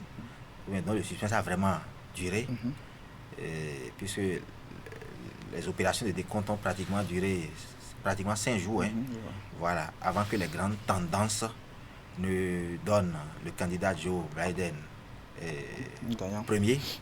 Voilà, nous donne le candidat Joe Biden premier. Ce qui, comme vous le dites, marque le retour des démocrates à la Maison-Blanche, puisque le dernier, c'était le président Obama. C'était le président Barack Obama. Voilà. Et par la suite, c'était les républicains, Donald Trump. Et maintenant, c'est les démocrates qui reviennent. Donc, tout ça, cette élection telle que ça s'est déroulée, ça doit vraiment inspirer des leçons de démocratie à travers le monde. À travers le monde. Puisque nous avons assisté à un scrutin où des candidats ont véritablement fait campagne. C'était vraiment la guerre des idées. C'était vraiment la guerre des idées, le débat d'idées vraiment. Et puis, tout s'est passé de sorte que les populations se sont exprimées. C'est vrai qu'à un certain moment, il y a des velléités de contestation, qui continuent d'ailleurs, qui ne sont pas encore complètement dissipées du côté du camp des républicains. Mais ce qu'il faut retenir en termes de chiffres, c'est que la probabilité est très très faible que les recours qui sont annoncés prospèrent au regard des écarts ou bien au regard des statistiques, des chiffres qui sont déjà annoncés. Puisque 290 grands électeurs pour les démocrates contre 214 pour les républicains. Et maintenant, en termes de vote populaire, 70 millions de voix pour les républicains contre 74 millions pour les démocrates. donc 4 millions d'écart. Donc on peut déjà vraiment espérer que le 14 décembre prochain, que le collège électoral aura confirmé Joe Biden comme président des États-Unis, qui déjà à travers ses premiers discours, c'est que annonce de bonnes couleurs d'un chef d'État vraiment rassembleur à travers les messages d'appel à l'unité, à la solidarité, et également des messages d'un chef d'État développeur à travers les grandes lignes de son projet de société, essentiellement axé sur le social. D'abord, la lutte contre le chômage, la lutte contre la pandémie de Covid-19, la relecture de la politique fiscale. Donc, rien que des centres d'intérêt qui ont vraiment motivé son choix parce que c'est basé sur le volet social. Médis Agbenko, journaliste chroniqueur politique, merci pour ces analyses et bonne journée à vous. On se retrouve donc une autre fois. Merci, chers confrères. Voilà, mesdames et messieurs, c'est fini. Tout le monde descend. C'est ici que s'arrête l'aventure grand format de ce dimanche 8 novembre 2020. Merci à vous qui nous suivez depuis Abomey. Merci de votre fidélité au programme de Canal 3 à Bénin. www.canal3television.com. C'est l'adresse qui vous permet de retrouver l'intégralité de cette émission. On se retrouve dimanche prochain pour vous servir avec le même plaisir. Au revoir.